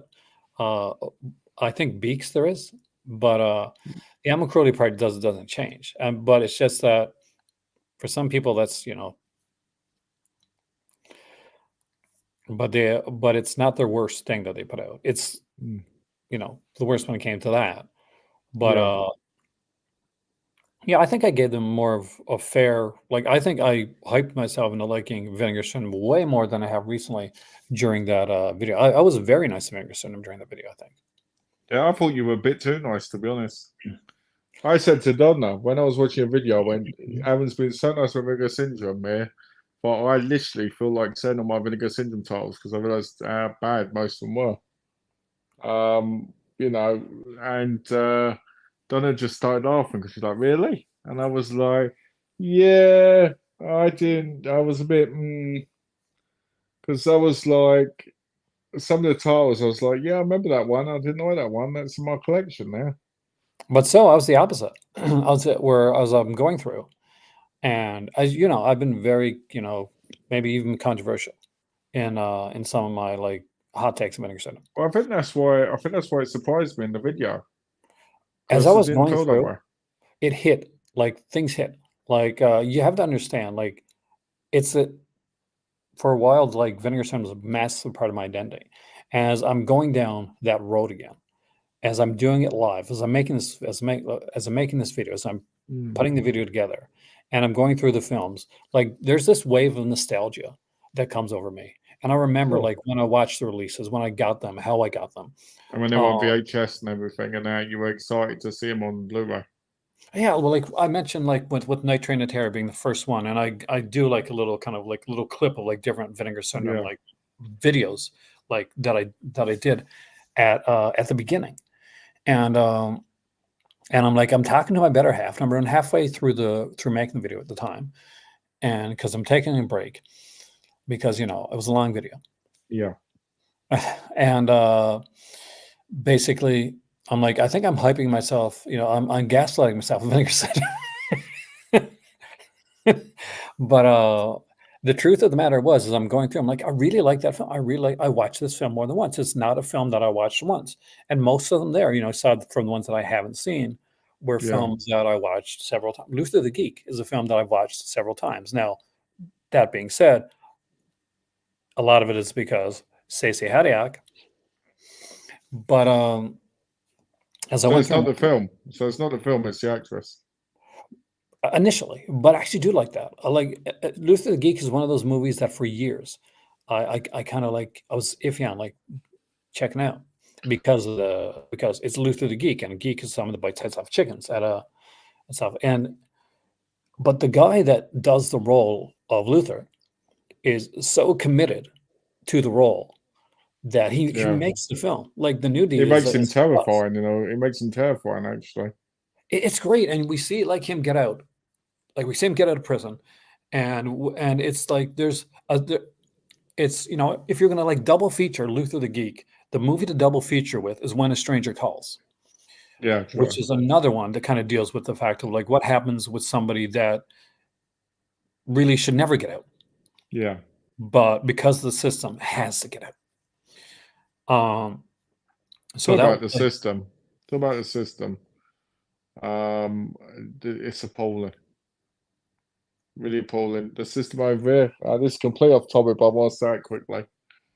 A kid over here got attacked by 13 kids, right, and stabbed in the head. holy crap. And yeah, stabbed in the head. And the main kid who stabbed the kid in the head got a £50 fine and had to write an apology letter. Well, as long as he wrote that like really good about I mean, how it. shocking is that, though? So it doesn't surprise me if a film which shouldn't be released get released. So it's really believable now, you know. No, it always was, unfortunately. Yeah, It's like nowadays when you go to a hospital and sometimes you just don't have a bed. yeah. Uh, my dad was visiting me in North Sydney, and he took ill. He got sick, and he spent like almost the entirety of like that day, like on a gurney, basically, um, In the in the hallway. hall, in the hallway. At I least was they had a actually watching gurney, I some guess. casualty with that happened. The Mm, the the wife had like the wife had dementia, and the husband had certain like I guess had like had a prostate issue that he didn't know yeah, about. Casualty is a that's UK sad. show, which if you haven't seen it, guys, it's actually not bad. My mum, when Oh, she was in the hospital, she had gallbladder taken out, and a woman in the night climbed in bed with her and waited on the mattress, and no one noticed she got there until my mum was screaming. I mean, how terrible was that? oh,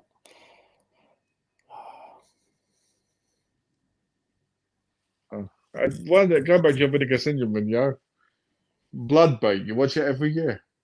I do. I like that. I know you hate it. You actually mentioned that was one that was going to go to your collection, and I was waiting for you to. I was wondering if you're going to comment because it's a friggin' samurai ghost possessing a I- well, girl. that's what you'd think, but the problem is you don't really see much of it. But it's insane. And you got like this wife that I guess she has some kind of like psychic superpower. She's a Yeah, painter. It's insane. But yeah, because it is. I do like the what do you call them? Just the films that just go yeah. all the way there. And then the Deadly Daphne or whatever it's called, the one you I didn't like that one. isn't that a trauma film? Because you didn't say that in the video. I don't know if I don't know if it was actually a trauma film or if it was one that they produced. Mm, Because sometimes like trauma just bought the rights to films. They didn't always like make sure. the film. I'd have to look back. Yeah, But it's not like Deadly Daphne was not one to go. Like I said, I didn't like it first. I watched it again. I liked it a bit better. yeah, Um, but it's like just one of those like insanely mediocre films. yeah. I haven't seen it yet, but yeah, it just things I read. You know, I think I either saw it was a trauma film, produced by trauma or trauma like. It was something like that, you know. So That's is you never really it doesn't really have a feel of a trauma. Yeah, So if it yeah. is a trauma, like It's one definitely of the release better it. ones. You know, I mean, production, I mean. Production wise, yes. Like story wise, That reminds me, I still didn't watch the Toxic Avenger 4Ks. yeah. I was gonna buy that when I was in Canada, but it was massively expensive. And you don't really get much. I mean, you get the out of box, which is nice, and you get them in the Amways. I was hoping when originally was announced it was going to have something cool in it, you know, to go with it. Well, at least put in the cartoon series. The cartoon series not Yeah, because that was Toxic. What was that? Toxic Crusaders. that's Crusaders, yeah. Yeah, that'd have been nice actually. That would have tempted me more. Yeah, Like I got uh, my uh, my cousin bought me the Back to the Future set on Blu-ray when it came out on Blu-ray, and that one had like the animated series, which is actually really cool. yeah. I think I because I had the animated series on DVD a while back, so that was nice. Was it upgraded on the Oh, I saw that. Hmm. Was it upgraded on the Blu-ray? Or was it just the DVD quality? Uh, God, I'd have to go back. I don't remember. I think it Hmm. was. I don't know if it was like super upgraded because it didn't have the DVD, so I got nothing to compare it with. I did have a couple of VHS, like really, when they did like a couple of Yeah, VHS, yeah. but I never. I liked it. I like the animated series. You know what I like on the other? You know what I like on DVD properly or Blu-ray? The Police Academy one. Like the entire series? Yeah, you know the entire animated series. I like that because I remember watching them on VHS from the local rental store. Oh, one of Kubrick's friends played with one of the reporters and said some toxic. That's pretty cool, man. Oh, nice. This is what you might know better than me. Anyone know if Unearthed is the best release of a Serbian film? From what I know, yeah. I'm not a massive fan Um, of that film, so but like again, that's not my style. yeah. Um, I mean, I like unearthed films. I like their releases. But Serbian film isn't in my collection. Because I think I watched the uncut version once and swore I'd never ever recommend or buy it again. that was me. That was me. That was literally me. Um, So, but I'm sure it's their best version because I think it's like got like 2 or 3 discs. I think House of Films did a so. good box set. Actually, I agree. House of Films. Okay, yeah, Um, the third one, of course, done by the guy that made the classic movie Intruder. Um, I like the third one. Funny enough, yeah, it's not bad. the Here's CGI ruins it a bit, but yeah. it's all right, and the goofiness of the twist at the end. But yeah, I like it. Well, they're fairly aside from like the brutality. Do you know when I first saw like Hostel? This is in my like I was in my darker area. Like basically, I was a dad. My kids were young, Yeah. and I bought it like sight unseen, and I was definitely kind of wimpier for that type of stuff. So I watched it, and I'm like, this is horrible. How can somebody make a film like this? And I sold it for like half price back to the shop that I bought it from the next day. Oh wow. Yeah, I bought it. I remember like watching it a couple years later, and I'm like, why was I so bothered? It was like it was gross, but it wasn't anything like you know. I think I had a similar reaction when I watched the original Japanese guinea pig movies I can't watch those. because I watched them as a kid. Um, What? As a yeah, kid? I watched them as a kid, and I just remember them being so disturbing. But I know if I watched them now, I'd see nothing. You know? Extra background person, 9 films, including Super Shark, Jersey Shore, Shark Attack, and Jose Pren's Bloodbirds. I got you in Wow. Jersey Shore Shark Attack then, dude. I'm pretty sure I got that one. Isn't Joe Shaw Shark Attack the one with Sean C. Phillips in? Or was that another Jersey Shore one? I have so many And shark movies. My and better half's a another, massive shark fan. I think it's cool to be an extra in a movie. I would You love to be know, an extra in a movie. I was almost an extra in a movie actually, a couple times, but unfortunately, I can't talk about it. But aside from the fact that there was a film that was going to be made and never got made, that I almost if it would have gotten made, I would have had to fly out and shoot some like an extra scene with a couple other people. yeah. Well, you know how people are hand models, Models. right? I was offered to be a certain kind of model with a different body part, but I had to turn it down because I've been with Donna. So The toe model. no, it wasn't that. It was further up than that. It was in the middle. Oh, the knee. There we go. No, above that. Also, by the way, guys, being re-released. Ooh. I'm excited about this But actually. both worth it as well, to be honest. I mean, even if you weren't sure about the movies, the steelbooks alone at the right price would look amazing on the shelf. Oh yeah, these are like some of my babies. Oh, so I went. I told you, didn't I? I told you about the house. How did that? Yeah, did you go? Did you visit it? Yeah, we visited the house, and the upstairs part would have been phenomenal for movies. Because that was my original plan.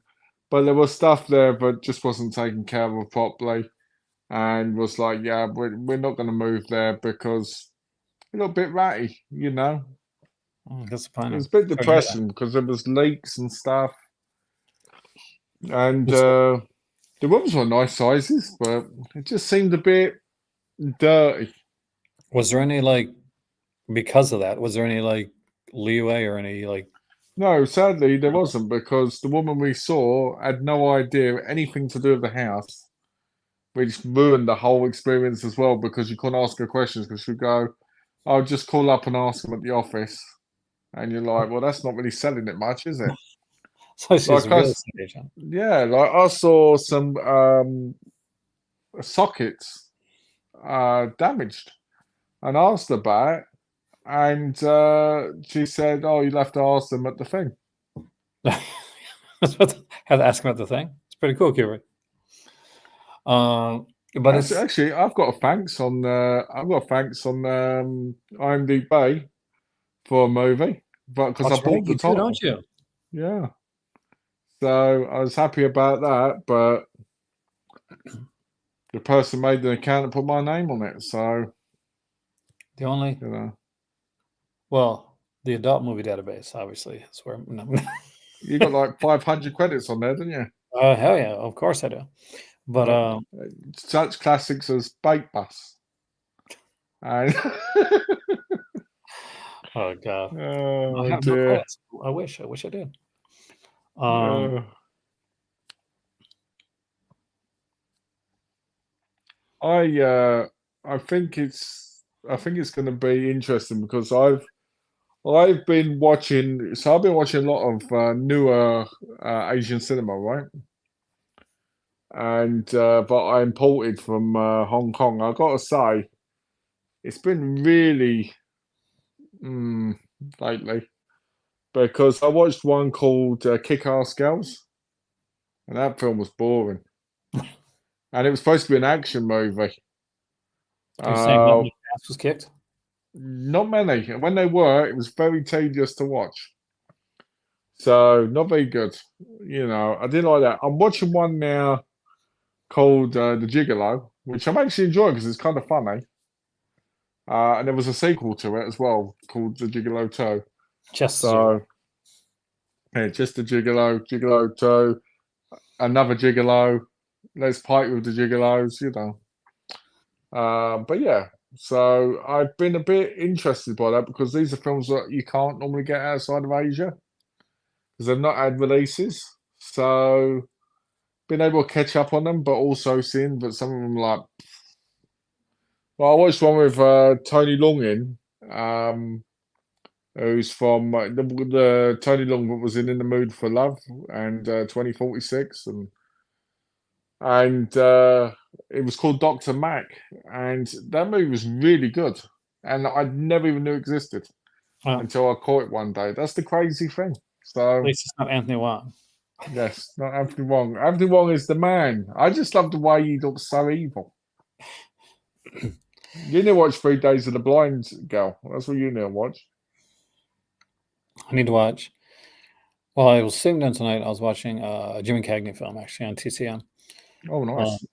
which is just really good. But I wanted to get this video. I wanted to do it. So I'll go back because TCM reshows movies anyway. So I'll go back and Yeah. I'll watch it because I don't think I've got any in my collections. He's I can't remember the name of it. So this girl comes in, like he wants to marry this other girl, and turns out that he's not like separated from his wife, and his like she's like Oh dear. she comes in with she wants $25,000, and it's actually really really good, and it's got that like snappy dialogue that like those films have that you just can't Yeah. you They're just always can't so much replicate. better. Oh my god! Like I looked at Hind and I'm like, God, movies back then were just the dialogue, just everything, just the pacing, so much better than it is now. It was. And the characters actually felt more genuine to each other. It did. Like, just watch a lot of the movies that you get right now. And so you get some good movies. There's still good movies. But it definitely wasn't White Heat. Because he was It's a probably it's not a gangster one. no, he was like he was a good guy in it. He was like he ran a business, and two older guys were embezzling from his company. Mm. And his secretary was kind of like really How devoted to old him. was he in it? It's hard to tell with Cagney. He wasn't old, but it's hard to tell with Cagney. So I find it hard to tell with Cagney sometimes. Okay. So it could have been it could have been like late 30s, 40s. I wonder if it's the one, because there was one.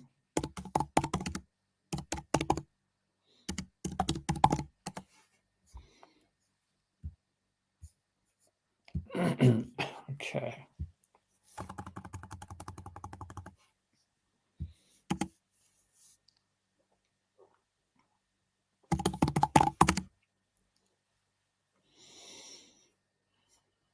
Just trying to see if I can find it here.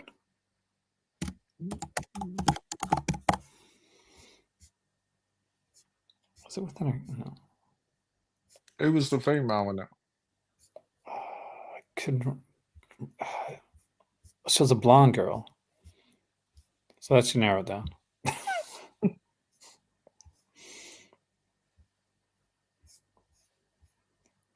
But it was so good too. Like, God, I can't even find it on here now. Hey, look on IMDb. Yeah. Just trying to see if I can see it. If you were going there, boss, you'd be able to see the poster. Yeah, I don't think it's gonna help though. Thank you, Dan. I don't think it's Love Me or Leave Me. It was a musical. Let's go to his filmography and let's see if I can find it, guys. All right. As we're going through, keep talking. Keep talking. Okay. Let's see. Anybody said anything? If they have, I will answer. Let's see. Gene Harlow, not Public Enemy. We'll get this back then. Why he was James Cagney, Top of the World, Top of the World. I mean, Infernal Affairs. So you watched Infernal Affairs, Kubrick? I really like Infernal Affairs. I got recently picked up the trilogy on 4K. I've been a fan of those movies for years. So if you, what do you think of it? Because I got some things I got some things coming in the mail tomorrow. I got my television packages coming. Well, that should be good. So that's going to be great. I'm looking forward to watching Wood Chipper Massacre. Yeah. And Blood Car. And whatever the others are, but I can't remember right now. Whatever they are. Yeah, wherever they are. And oh, the Culture Shock new one, you know, the one that was coming out, it's finally in stock now. So, because I got to think about it. But yeah, so I got that coming. I might have a couple of Hong Kong DVDs coming because I've been picking up some of the Hong Kong DVDs that are out of print but not on Blu-ray, but I've been missing. So I've been picking them up. Let's have a look, see. I got a trilogy on Blu-ray. The first one's great. Still have to see the other two. Ah, you picked up the Criterion version. Nice. Well, I think the Criterion version is a 4K restoration, and yeah, the first one is amazing. The first Imperial Affairs.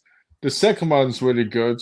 I remember not being as happy with the third one because I watched them ages ago. I recently got the 4K from Asia of the three, so I'm hoping to watch them again.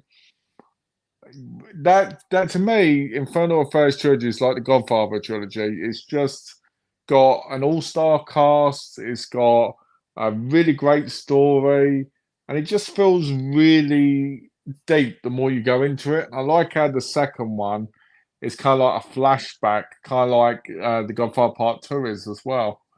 I'm glad you're watching them because they're really good. And I hope they're at least a big part of what people should watch if they like Asian cinema. So, Blood Car I've never seen, so I'm, I'm looking forward to giving it a go. I'm not out of everything though, even if they don't look too good, I still look forward to it a little bit because then I've got a reason to moan about it if I don't like it because I've watched it, you know. Have you heard of the boutique or Hong Kong Rescue? I have. Hong Kong Rescue. They restore films with all the special features, but service is terrible. Hong Kong Rescue, from what I know from many years ago, isn't an actual real boutique though. It was a guy who was making the Blu-rays, and he was doing a really good.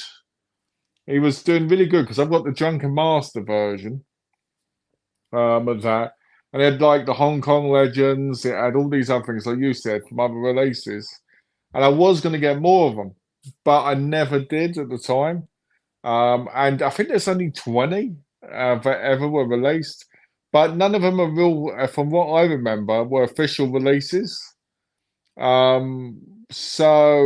I know some people wait months, some people wait ages, but I think those releases are not as impressive now as they were when I originally was buying them.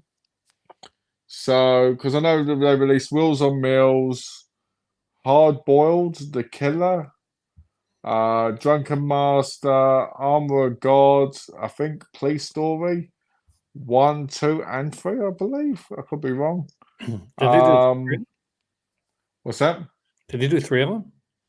I think they did, but I could be wrong. They might have just done the first two.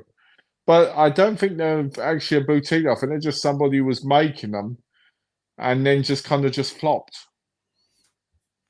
and just kind of gave up in a way, I think. Yeah, the guy waited 14 months for one, returned it, and got two Killer and Hardboiled from a friend of mine, Hong Kong Rescuers. Yeah, exactly. So that's the sad thing, you know, because that guy was onto a real winner. Because he had, to be honest, they really stood out. They were brilliantly done. They took way too much time for him to do, I think, and I think he just gave up. But the problem is, you just give up, you don't tell people, and you don't do it right. You know, Hardboiled and The Killer are good ones to have because the Blu-rays themselves are quite hard to get now. I know the Dragon Dynasty ones are out of print, so I that's got a few of probably the those. best versions. I still do not find it. Oh, you can't find it. Now there's so many. There's a few that have like similar like titles. You know what I mean? Yeah, I mean, because he did a lot of movies. God, yeah, that's the killer part. And I don't think it was like young, but it was like the look of it was kind of like did seem like an earlier film. Yeah. Yeah. It's weird that you can't find it. I guess it's just one of those things, isn't it? You'll know when you look for it later. Oh yeah, trust me, I'll find it. Like I'll go to bed, get up tomorrow morning. I'll be like, wait, there it is, right there. Dark So Force Superstore. Is that Dark Force themselves? The one that everybody goes on about? Because I haven't bought from them directly, but I do own some of their titles. So Blue Dream Monster, Glenn, is really a lot of fun. It's not the best by any means, but the lead character in it, the guy, he's in tons of movies, mostly as a side character, but he's definitely worth watching the movie for. Malcolm, do you like a lot of Asian cinema? Yes, I do. Kubrick. I have a collection of over, God, I don't know. I've what I would like to think of thousands of Asian movies, but since I had to get rid of so many of my movies, I do not at the minute. But I've collected Asian cinema my whole life. I grew up on Asian cinema, and it was the only cinema I watched for a very long time. Because to me, Asian cinema is the best cinema in the world. It always will be. Um, and that counts like Hong Kong, Korea, Japan, Indonesia, you name it. yes, I found it. Oh, you found it? It's a musical actually, but the scene that I saw had no music in it. It is with James Cagney and Joan Blondell and Footlight Parade from 1933. That's hilarious. Her name is Jen Blondell. When you said she was blonde, Yeah, I can speak some Japanese, not fluently, but I've had 4 teachers. Oh, that's impressive, actually. I think it's important. I think it's important to learn other languages, and I think it's important to learn cultures that you need to respect, and because you never know when you're going to be a part of them. You trust know, me, you do never know when you're going to be part of them. I mean, look, I mean, I was in. I mean, I had to move to America, and that was hard enough. Because the way people were. I've got a lot of. Oh, nice. Got some good ones there, actually. Well, I would say not some good ones, the good ones. My problem with a lot of cinema, when it comes to Asian cinema, is I feel like people sometimes focus on the most obvious. But I think the reason for that is because it's normally the most easiest to get hold of. You know, like I give an example, Akira Kurosawa, you won't be able to if you can't get that, right? You'd miss out on so much cinema that's classified as such great classic cinema, you know. And I think that Criterion did such a great job releasing them. BFI has released the Ozus over here, and so forth. But what I'm saying is, I feel like if you really like stuff, you have to go out of your way to find it if you want to ever develop and continue. Do you know what I mean? Because there's so much out there that we miss out on from being just. I mean, for example, is Santep, when the Syndrome released, the Indonesian films. How did you like the second one? Until. What's that? How did you like the second one? Because I watched the second one, yeah. you're iffy on the first one. Yeah, the first one was a little bit disappointing because I expected it to be something different. But it was kind of more comedy-like, which was all right. It wasn't bad, but it just wasn't how it was shown from Vinegar Syndrome. But that's a lot. That's a lot of Vinegar Syndrome for you. They say, "Oh, it's this," they show it thing, and it isn't. But the second one might be good. But I know a lot of people don't like the second one because they say it goes off track and ends up even more of a comedy. So I've kind of been holding off on watching the second one because I just don't want to watch them too close to each other, especially with the same leading actress being the lead. Well, Because otherwise they get stuck into each other, don't they? when I was in Canada, one of the last things I was looking for, I was trying to get like I was trying to find something that I really wanted. I was there and I saw the inspector wear skirts. So I'm like, okay, well, that, and I didn't remember that well. And my dad said he'd watched it earlier and it was like almost too comedic for him, what like for the actors that were in there. The And Spectre Skirts is a classic. I'm like, yeah, but it wasn't what I was in the mood for. It wasn't what I wanted at the time. And I was Yeah. like, it is very much, it's Police Academy esque in the way that it is. Um, and it's on purpose. Well, I would say, I would say Inspectors Wear Skirts, to me, it's a great it's a great movie. It's a lot of fun. There's some great action in it. But I think the problem is with a lot of people, especially with classic Hong Kong cinema. And when I say classic, I'm talking about like 70s, 80s at this point, not like classic classic.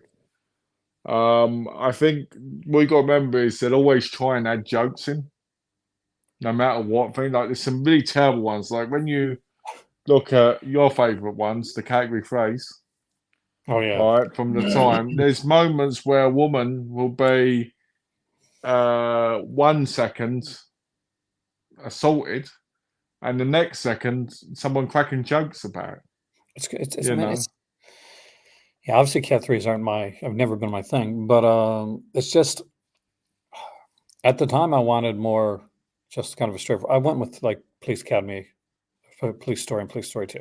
So obviously that was kind of what I was in the mood for. I'd already bought Super Cop, so it just seemed like a I natural like think progression I for me. think you're what I think the thing is I think with category three and that I think you have to have a very certain kind of view of what you want to see from cinema because there's category threes that I would actually put up there that are worse than things like Last House on the Left, right, and stuff like that.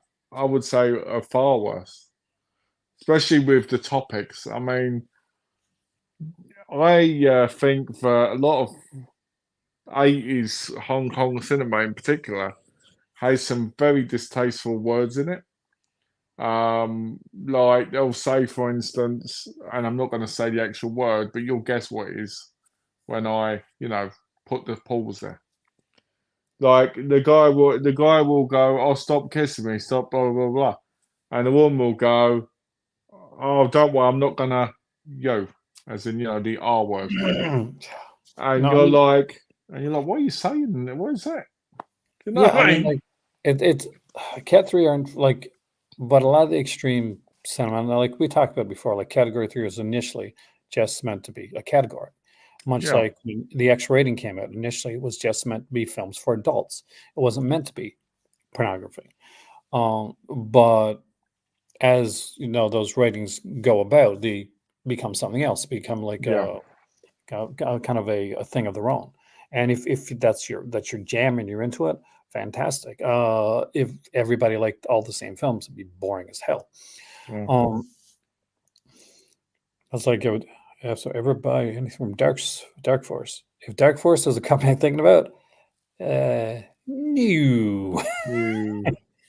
I have a couple of Dark Forces, 4Ks, but I didn't buy them directly from them. I have them from someone on eBay because I saw them. I think one was The Pit or something like that. You know, the one with the mask with the black background thing. That one. And Don't Play with Children or something. What? Yeah. Is that the name? Is Yes. that the title? I don't know. Children that play, don't The play. I Danger don't know. Children of Play. Yeah, that might be. I don't know. I don't know. I That's just a bought totally them. different film, man. That sounds like a Law and Order SVU thing. Yeah, I have no idea. And I think another one is it Viper They put out a few. I mean, like or Venom? they put out Blue Monkey, and I really wanted that, but I just didn't want to. We know why. Um, Yeah, I try not to buy from too many new ones like the Lombra Films. I think it's Lombra Films. It's an Italian boutique label. They're the best. You know, they released Fault and Mario Bava film. Fault. Full. $3 for an August Moon. No, not that one. That was too good. It's a western. Full Alamo Bow or something. Oh, okay, yeah, I know what you're talking about. Yeah, they released that, and it was supposed to come out in like September, and I've only just got the shipping notice. Well, bigger companies have had like issues, like Severin used to have issues like that as well back in the day.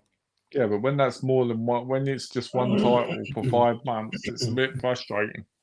Yeah, And one's they've like that's had a going for the tendency, and they've had a tendency to lie to people. Like the first release, Hmm. they did. They said it was going to be pressed, and it was BDR. They said it was going to be released in America, and it wasn't. It was sent from Italy. And now that one's pressed, they won't send actual press discs to people. So, okay, here's a question. So if they've like misled before, why'd you buy? Because I bought from them when both of them on pre-order. Uh, okay, that makes sense. So, I doubt I'll buy from them again. But, I haven't even watched that other Blu-ray yet, so I don't know if it works. You turn down, it's like something totally different, like an Echo Yeah. Bridge release. Yeah, just like Fight Club. I put Fight Club on that time when it had never been kissed, on that start. It was such a great moment. Because you're like, huh? Wait a minute, Never Been Kissed. This is a great film. I'd rather watch Never Been Kissed. Actually, That's probably a good point. I so do like that film. I just saw in theater. I because I like Drew Barrymore, and it was just a fun film. Mm. Yeah. But yeah, so I'm trying to think. So yeah, I've got some. I've got some coming. I've still got some films coming from Hong Kong Well, now the because big question, though, do you have Hong Kong Fooey, the Hanna-Barbera I cartoon? do. I do. I have upstairs. Yeah, me too. That's I used to sing that all the time when I was a kid. I love that show. is that pop? Is like is anything of that problem? Is that anything of that problematic? like I've never really thought Ooh, about it. actually, there probably is actually because I could imagine there being issues with like stereotypical things to do with possible race and that of the Well, dogs. well, it's like I used to like there's like Dick Tracy used to have this Dick Tracy cartoon, and he would never Yeah. be like the detective. He'd be like, "Oh, get on it," like one of the other detectives that would actually be in the cartoon. And there was like one was kind of like I guess was Mr. Moto type of character, and it was very much like looking back on it, watching it like more recently. I was like, "Oh, damn!" like, wow, they really went there with the What with did that what did stuff. they even do the speech and everything? Yeah, like Oh all the no. like you can. But it's like wow. I mean, like this is Mickey Rooney level. Oh dear. It's crazy how you look at things like it's like even old spy shows, like the more straight ones, you see it. It's crazy, It's like what's going on? Or I can't remember what show it was, but yeah, they'd put people in different coloured clothing, but it was in black and white, obviously, so you couldn't really tell the colours. Could just tell the grades. Somebody's Really? getting. I see Yeah. it in the video. It's Well, it's because I've not eaten much today, and I've been drinking Coke, so I've been just drinking water and tea. So I'm trying to be more conscious of my health again. which is good. But which is No, no, good, I was but just gonna say it's a good idea. yeah, which is a good idea, but it just means I was a little bit more tired. So what were we talking about? You going to bed soon? Oh, the grades. That's right. The grades are colour. The fingers is black and white. So, and it'd never be the guys that it should have been because they were always had people to get killed off, which now comes off as very, Yeah. disrespectful and that. I think that's where Star Trek did it right. The original Star Trek had such a great view of, the cast. Yeah. It's so comical when people say, including Shatner, I think, Star Trek was never got into like politics or anything like that. Have you freaking watched an episode of Star Exactly. Trek that you've been in? Exactly. It was brilliant how they did it. You still have the Chan clan. Actually, the Chan clan is the first time, and maybe the only time at this point, that Charlie Chan was actually played by an Asian actor. Ooh. Was it K-Lug? It was. It Yeah. was number one son. Number one song. Actually playing the playing the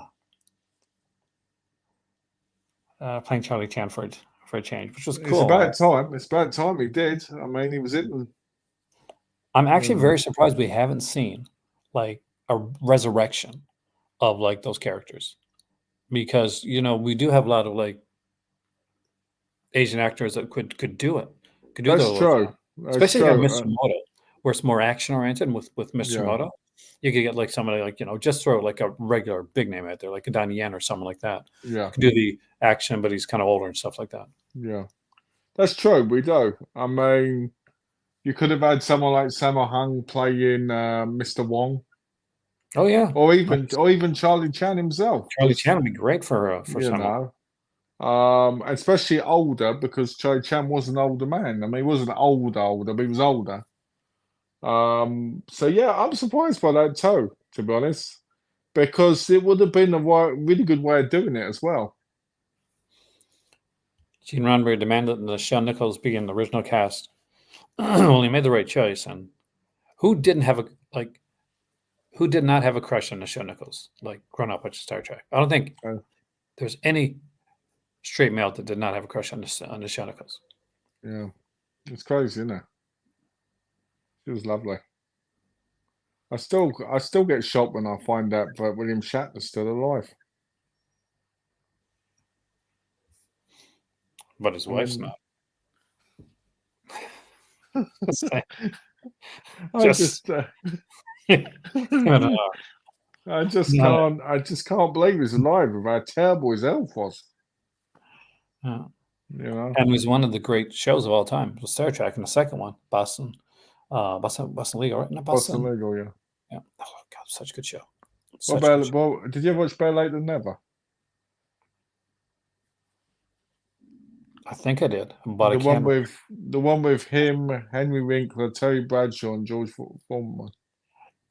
Once, like I didn't really get into it, so I didn't follow it up. I did watch the blank my dad says, which he was perfect for, Yeah. but didn't last. It's crazy because me and Donna watched the first series of Better Late Than Never, and we loved it. And then the second series, we just hated because it felt too false. It felt scripted. There's a show. It might be an English show. Or, I'm not sure, but it has Anthony Stewart Head in it, and he plays this kind of like it's one like there's 4 or 5 of them. Like he's an older guy, and he's like kind of like an oversexed like character in the show. But it's one of those like ensembles, like the male cast, and like they're older and they're. Doesn't ring a bell. Trying to remember. I know he was in a show recently called Motherhood. It's not that one. It was previous to that. It was a different guy, a few different guys on. And he was one of the guys. It was kind of like definitely kind of like slightly non-PC type of like comedy. I don't remember at the minute. It was fun. It was fun. So I moved with Shatner and Ernest Borgnine on Joe. Oh, Devil's Reign. Oh, I love the Devil's Reign. Is that the one for 7 released? Yeah. Yeah. That is such a cool release. I mean, like Devil's Reign. I don't think we'd ever get we'd ever have Halloween. It was for Devil's Reign because you see him in the face. It was pretty much Michael Myers before Michael Myers. Well, when you think about Halloween, right? it was so popular because of William Shatner's face. It became iconic. And the thing is, like, you wouldn't know back then that it was William Shatner's face. Exactly. But now we do. We need to get a new version of William Shatner's face. It's fun about the Mafia. Damn straight, the Mafia did a good job. Whenever I think about the Mafia, I always think about that Duke Mitchell film. You sure you know? Mafia style. Because it's such a cheesy, terrible movie, but it's got some great lines in it. I'm not seeing, like, Ragnar mentioned $10 going into print Vinegar Strender, but I'm not seeing that. What's going out of print? There's some $10 Vinegar Strender going. Oh.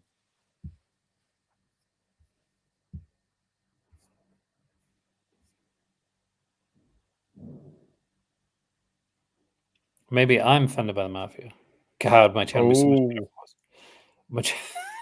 was. Imagine you could get mafiosos threatening people on Damn. YouTube. Let's That'd be quite funny. Be pretty easy too.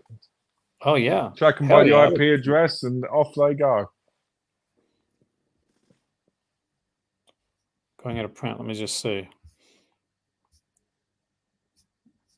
There's some cheap ones there for sure. Beware My Brethren is $13. Letteth me put it on the screeneth. Let's have a look. Yeah, he's right. Like a 13 Canadian, so I guess it's gonna be $10 American.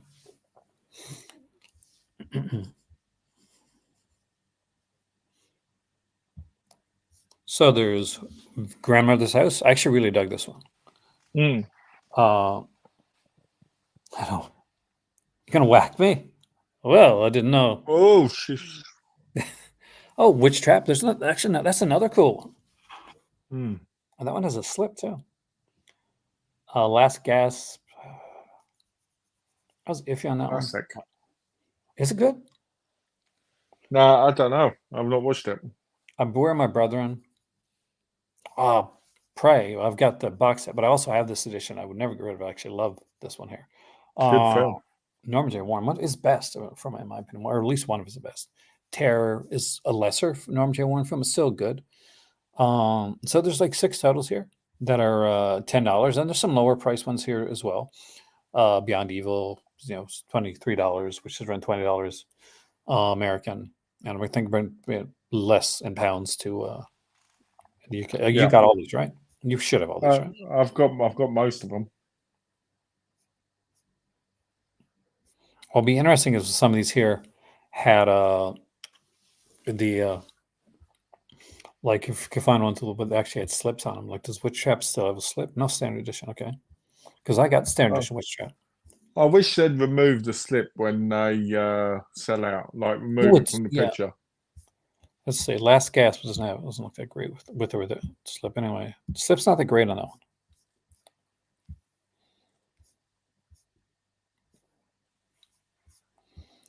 Beware My Brethren. I don't think I've seen this one either. I've watched it. I watched the 88 Films release of it.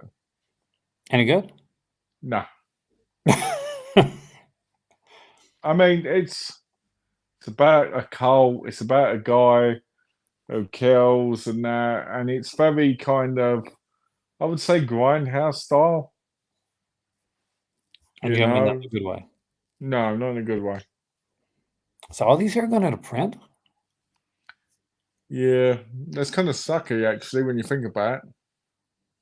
Like there's ones here that like here. Let's do this. Let's do before we end. We'll end the show on this. On this 24 pages, pick one each as a recommendation. All right. And if you see something that is a non-recommendation, you can always pick that as well. Okay. as an extra. So I'll pick Grandmother's House on the first one because that's one of those films that I introduce a lot of people to and end up liking it. Okay, I'll pick Witch Trap. Definitely a good choice. You can go first this time. I'll pick Prey because I really like that one. Fantastic film. That would have been my choice, but I actually dug Double Exposure. I watched it with my dad. Hmm. Next up, Malibu High. I really love this movie. I would say Shot. Shut. That's that's definitely a good one. Okay, your turn to go first. Penitentiary. Number two, Tim Pentrose, Yeah, number the two. insane one, which I love. I wish part 3 was out, man. Yeah, I don't get why that couldn't have been an extra on the disc. Most people would say I'm going to pick Amityville Next, A New Generation, and I thought about it, but you know, Death by Temptation is underrated, so let's put that one there. By James Bond third. Yeah, I was really iffy on that one. Yeah. All right, you get to do it here. Oh. Hellmaster. Really? Because Just I surprised. like my Freddy Krueger looking ripoffs. All right, I'm going to pick Lust in the Dust. Paul Bartel. I actually dug that film. Divine, the late Divine's in that one. Yeah. I Here we go. totally recommend against Disconnected every time. You don't like that one? No. I really dug it. I Play Dead. Yeah, that one kept you up all night, didn't it? It did freak me out. I mean, and the acting is really amateur, like no word of a lie. It is so weird, but you get to the end and you have that sequence with the phone, and right at the end, when that person comes out, Yeah. it just creeped me the hell out. And I'm like, shoot, this is how it would be in real life. It wouldn't be like, oh, look, it's Sure. the mystery, or like, oh, look, it's the, it would be random. Yeah. And sure, we kind of see the guy like earlier. Well, yeah, if you really look, if you don't, don't blink. But the way that it is, it's just like, it made me think violence is so friggin' random. And it just stuck with me. But for this one What do here, you I'm going think? to pick What do you Annabelle. think about the 20 questions extra? Was it 20 questions? I dug that. That's why I bought it. And I actually didn't buy it for Disconnected. I didn't think it was going to like Disconnected. I think, I liked with 20 questions. I thought it was interesting how it just changed from simple to really showing the yeah, human psyche. You know. that's that. Like, I think it was Stephanie Crawford that actually let me know this one at the time was going out of print. Mm, So like, because she like keeps up with the stuff, and I was doing like some disconnect, some just to disc work at the time, yeah. and so we were talking about like during the sale, and she said, Disconnect is going out, and I think at the time, I think Lust for Revenge or Lust for something. There's another one like Trauma Prison movie was going out of print too. Mm, Remember grabbing them at the same time. But Amityville Horror: The Evil Escapes is a TV movie, but it's a damn yeah. good TV movie. And I just really dig it. Nice. So do you have a choice here? You have a none, I know you're none choice. Do you have a choice? I'm gonna pick Play Dead. Yeah, that's such a fun film. I love the fact that the dog tries to kill people in ways that a dog wouldn't kill people. Yeah. just to, just because it's like, oh, you don't know that a dog's doing it. I never forget. I was watching this. I can't remember what it was now, but I think it was. Oh, it was. I think it was in Shock. You know, the barber film. I think, and there was she's being attacked by cats, right? And whoever it was, one of them kept just holding a cat, kind of smacking her with it. It was really Poor funny. cat. Yeah, that's what I thought. But it was Is that funny seeing because you could tell the cat was like, just let go of me. yeah. That kid was a dick in that movie, by the way. Oh, totally. Because don't forget But the John Steiner was great in it. oh yeah, John Steiner's great and everything, man. I love John Steiner. Don't forget the DVD market. Yeah, actually, I would like to do a video soon on like I've been starting to do videos on collecting, and collecting without breaking the bank. Yeah. And I've talked about different companies, and DVD is still the strongest market when it comes to what sells. So we'll definitely, that's an idea for a video. We got a steelbook video idea, and we got a It's idea for weird, that. you know. I think it's weird that DVD still is. Not because DVD shouldn't be by any means, because a lot of stuff is only still just released on DVD. But the fact that in fact that I don't, you don't get DVD players sold anymore, do you? Well, here's the thing: you can go to any store, like you get a lot of DVD players. Not even that. Like most computers nowadays don't have DVD players, That's what I but mean. most computers also have DVD drives. Yeah, Blu-ray drives are still more expensive, even for a by Blu-ray drive. Like this is a Macintosh. yeah, I'm doing this on a MacBook Air actually. So if I want to watch a DVD, I actually have a portable DVD drive that yeah, goes in here, and I watch movies on there. So my Nitro, I think, does have a DVD drive on it, so I can actually watch movies on there. yeah. Because I think it's interesting, just because I don't know. I think it's interesting. Like when you go in the store, right? I know what I go to HMV. I'll see like the DVD and Blu-ray version. I'll always put up the Blu-ray version because, well, that's me. But you know, if there is one. But the price difference on some things is not that much, but on other things it is. So, for instance, I know over at the minute, a new DVD of a film when it comes out might be $9.99 or $10.99 from what I've seen for the most part. Yeah. But the Blu-ray will be probably about $14.99. That's a big difference for some people, right? But then you go up from $14.99 to the 4K, and the 4K is like £10 more, right? And you get to the point where you're like, wow, I could buy two of the newest releases on Blu-ray for almost the price of that one. Or I could buy three almost DVD for the price of that 4K, you know, if you put it together. Well, I'm going to say something that's going to seem really like sacrilegious to some people that collect on here. When me and my better half were in St. John's, um, we wanted to get like, and this was a time before Barnes and Noble sold to somebody else. We were able to like do the Criterion sales. So we were like, okay, do we get like so many like Criterion Blu-rays, or do we actually get more films that we want by buying DVD, Criterion DVD?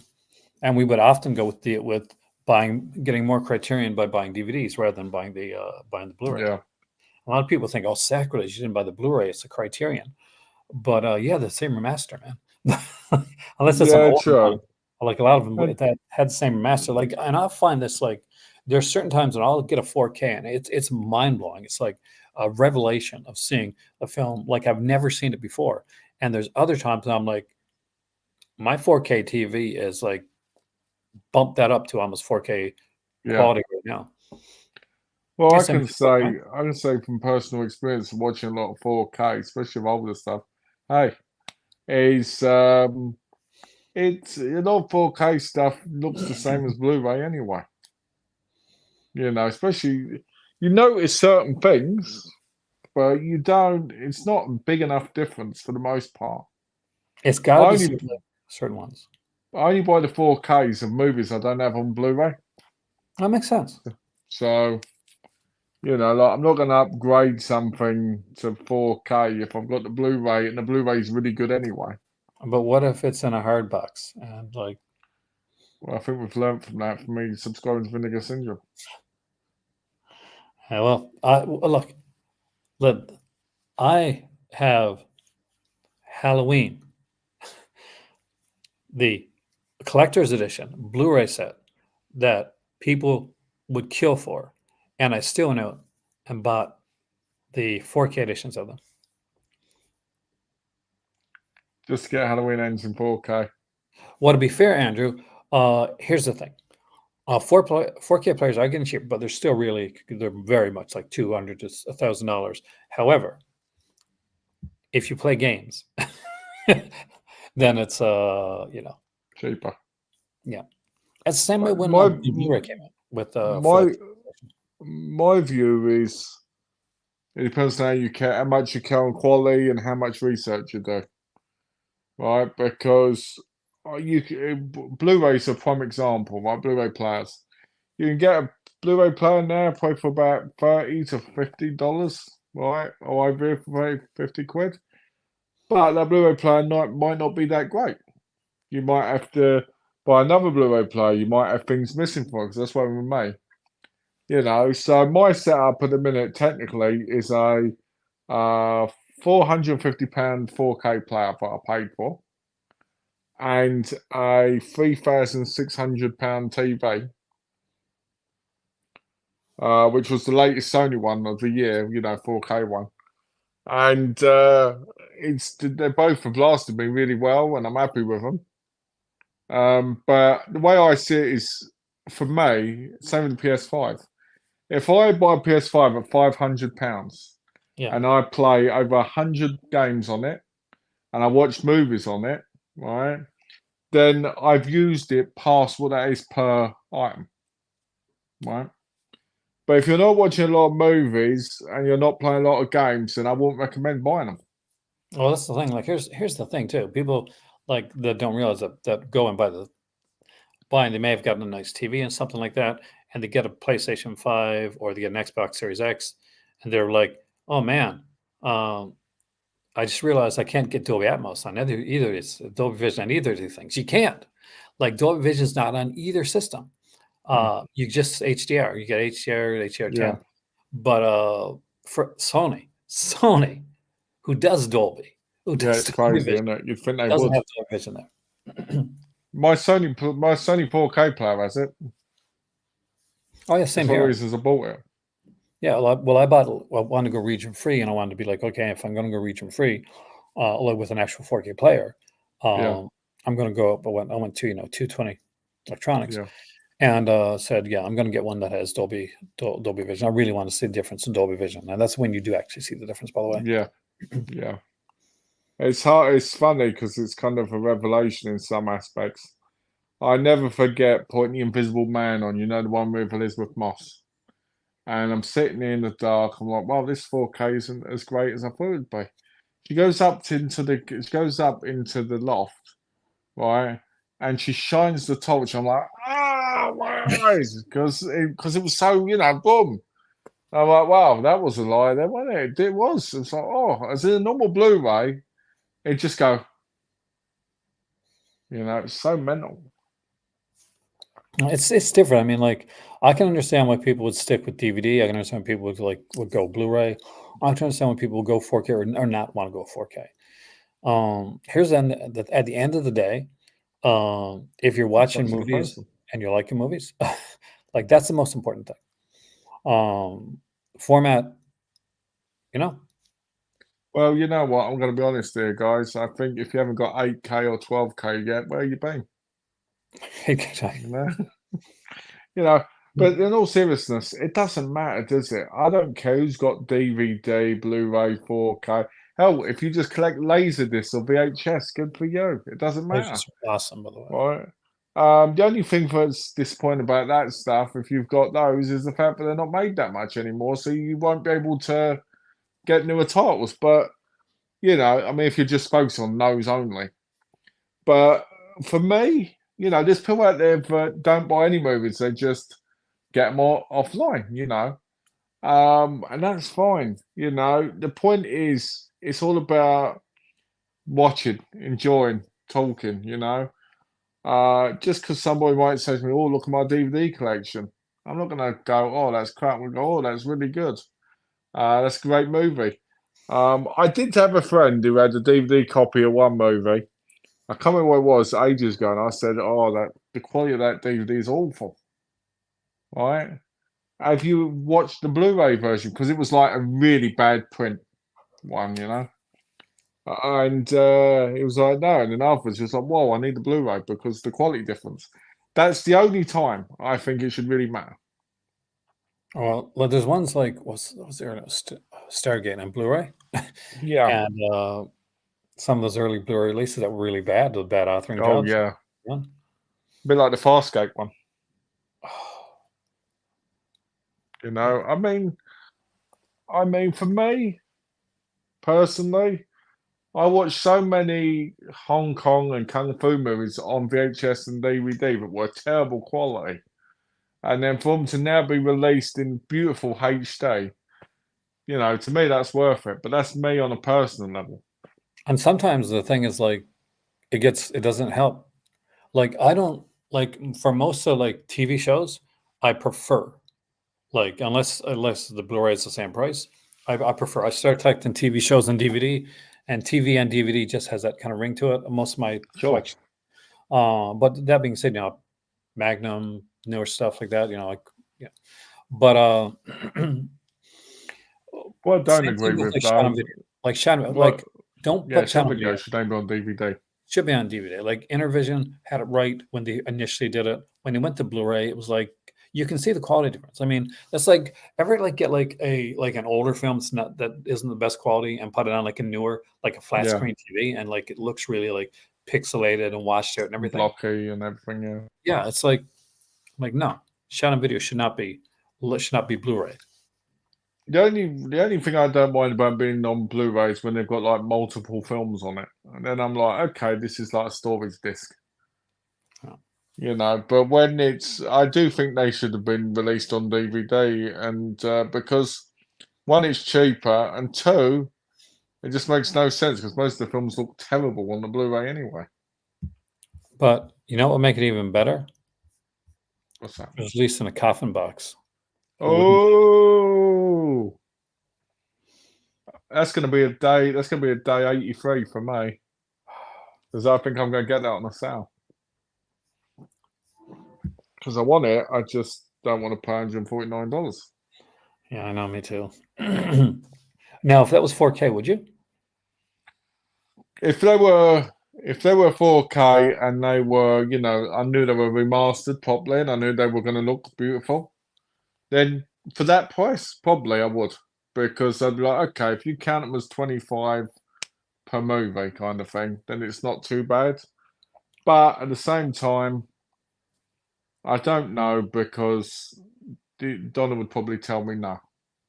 Did you watch the Dead Meat video, the Puppet Master one, where he actually shows the full moon Patreon? Oh yeah, I'm probably going to try and I might do the Delirium one. Oh, really? Oh, which one's I that? Is might that the do. $10 or the $25? No, I think that's like the $40 one. I might do that one. I don't know. I got a bit of a mixed bag relationship with Full Moon. A lot of I people. like them, but at the same time, I'm like, We all remember that glory time when we all loved Full Moon and they were putting out like yeah, just bangers and cool stuff and Puppet Master and Meridian and all these type of films. And then we suddenly remember Evil Bong yeah, and titles the like that. great Like, ones. oh, I don't know, Yeah, man. Like, yeah.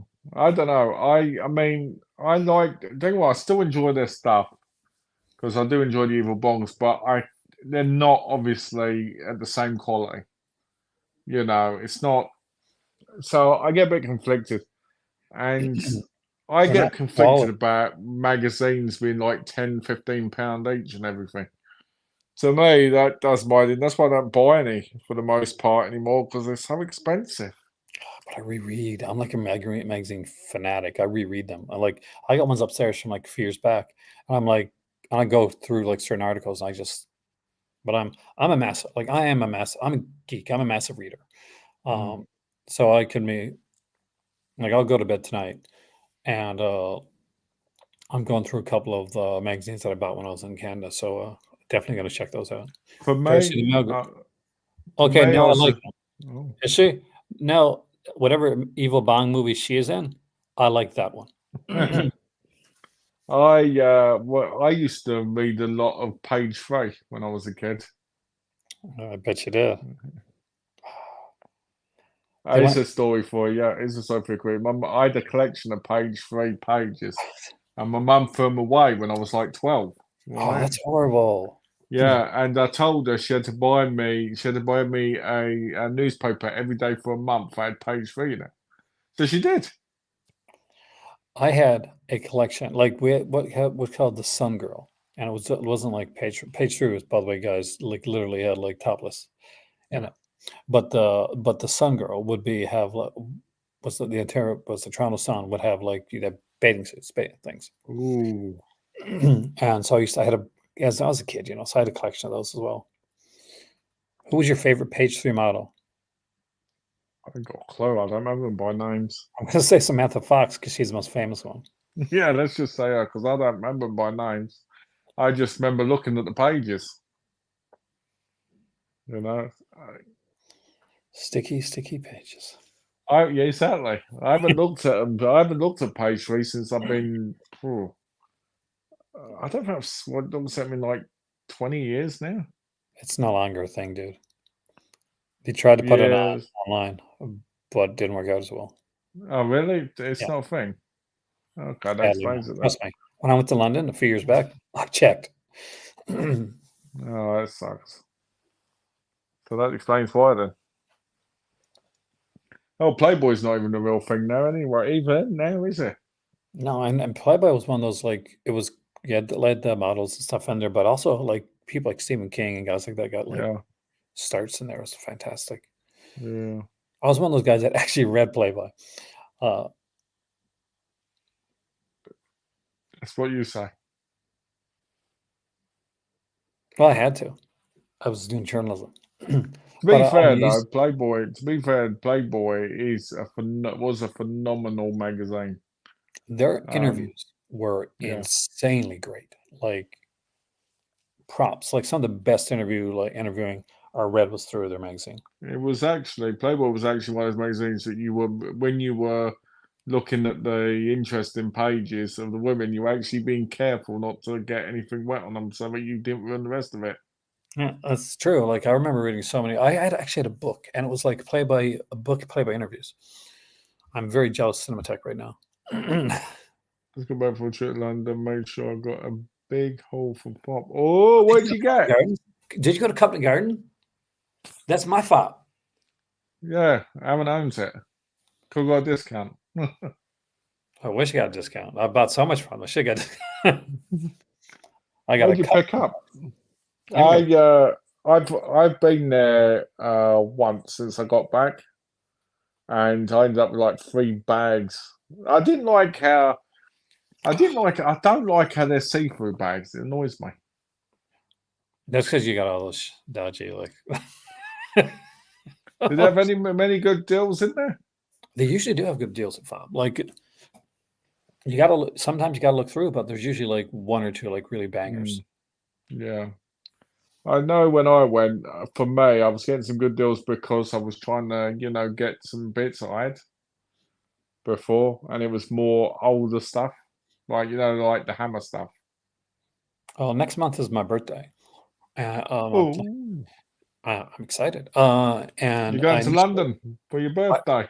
I wanted to, though it's Ramadan is during my birthday, so we may not get there. But that was initially Oh, what I wanted to do. Was I wanted to go to London for my birthday, and actually go to Covent Garden, go to FOP, and get some stuff from there. oh, I really want to go. I've been wanting to go to London since we came here because it's so close. It's not expensive to yeah.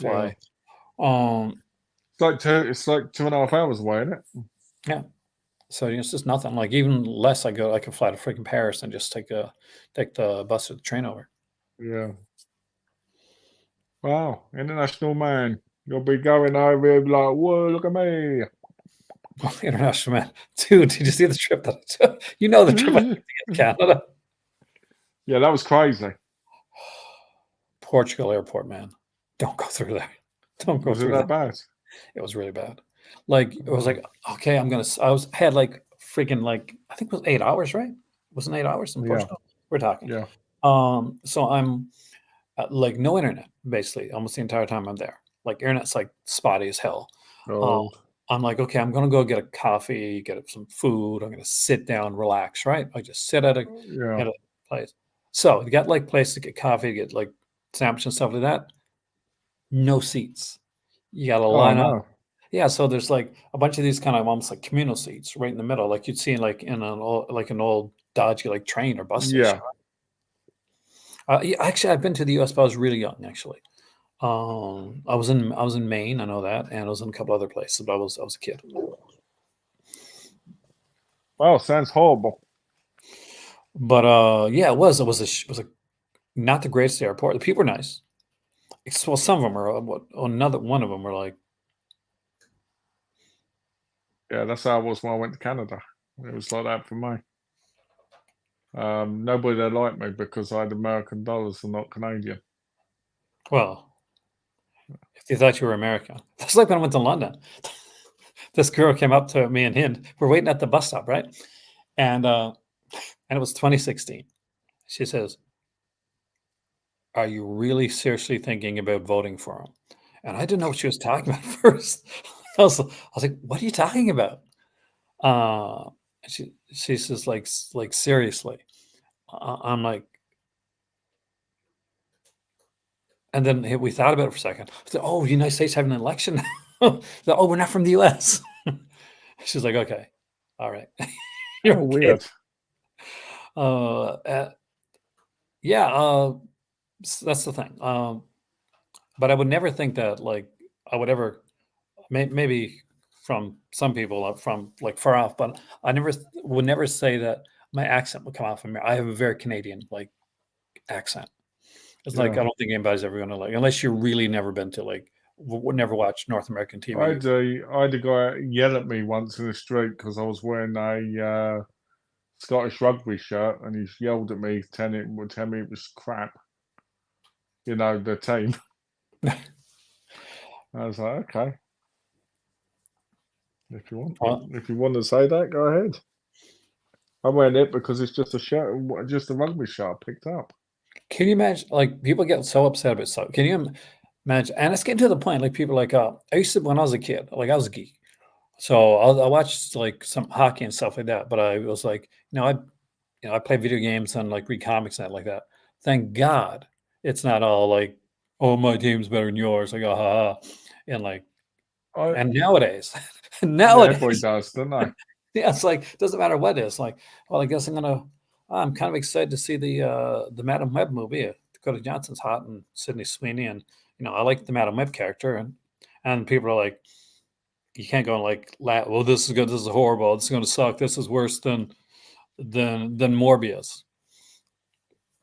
So it's Black Adam, but Yeah. to watch that, it's like God, like just like people enjoy stuff, man. Just Well, you know, it's interesting, because I had a shirt when I first moved to America. Donna bought me a shirt which had a picture of a Buddha on, and it had a Buddha holding an animal. And underneath it says, I may be overweight, but I've got a big, you know. okay, yeah. Anyway, so I went into Half Price Books wearing that one day, and it was very upsetting because the person who served us was an Asian woman, and she gave me the most dirtiest look the whole time. And at first I was like, oh no, it's just a jokey shirt, blah blah. And I went, yeah, I guess it could come off. Do Yeah. you know what I Well, mean? But there's a Donna shirt I was bought gonna it for me as a thing, so that same thing happened to me. Like I was gonna buy a shirt at Spencer's, and I can't tell. I literally can't say what's on the shirt here. Like I'll say it when we do the Melusine like stream on Patreon. We'll talk about it. yeah. But him like, where the hell are you gonna wear that shirt? She's like, where? I said, you can't wear it on a live stream because it's gonna offend people. So you can't wear it out anywhere. So you definitely can't wear it in Morocco. Oh So I'm like, dear. yeah. And it's not that bad. It's the forbidden shirt. It's not that bad. Here, I'm gonna like I'll private send the message to you. Uh,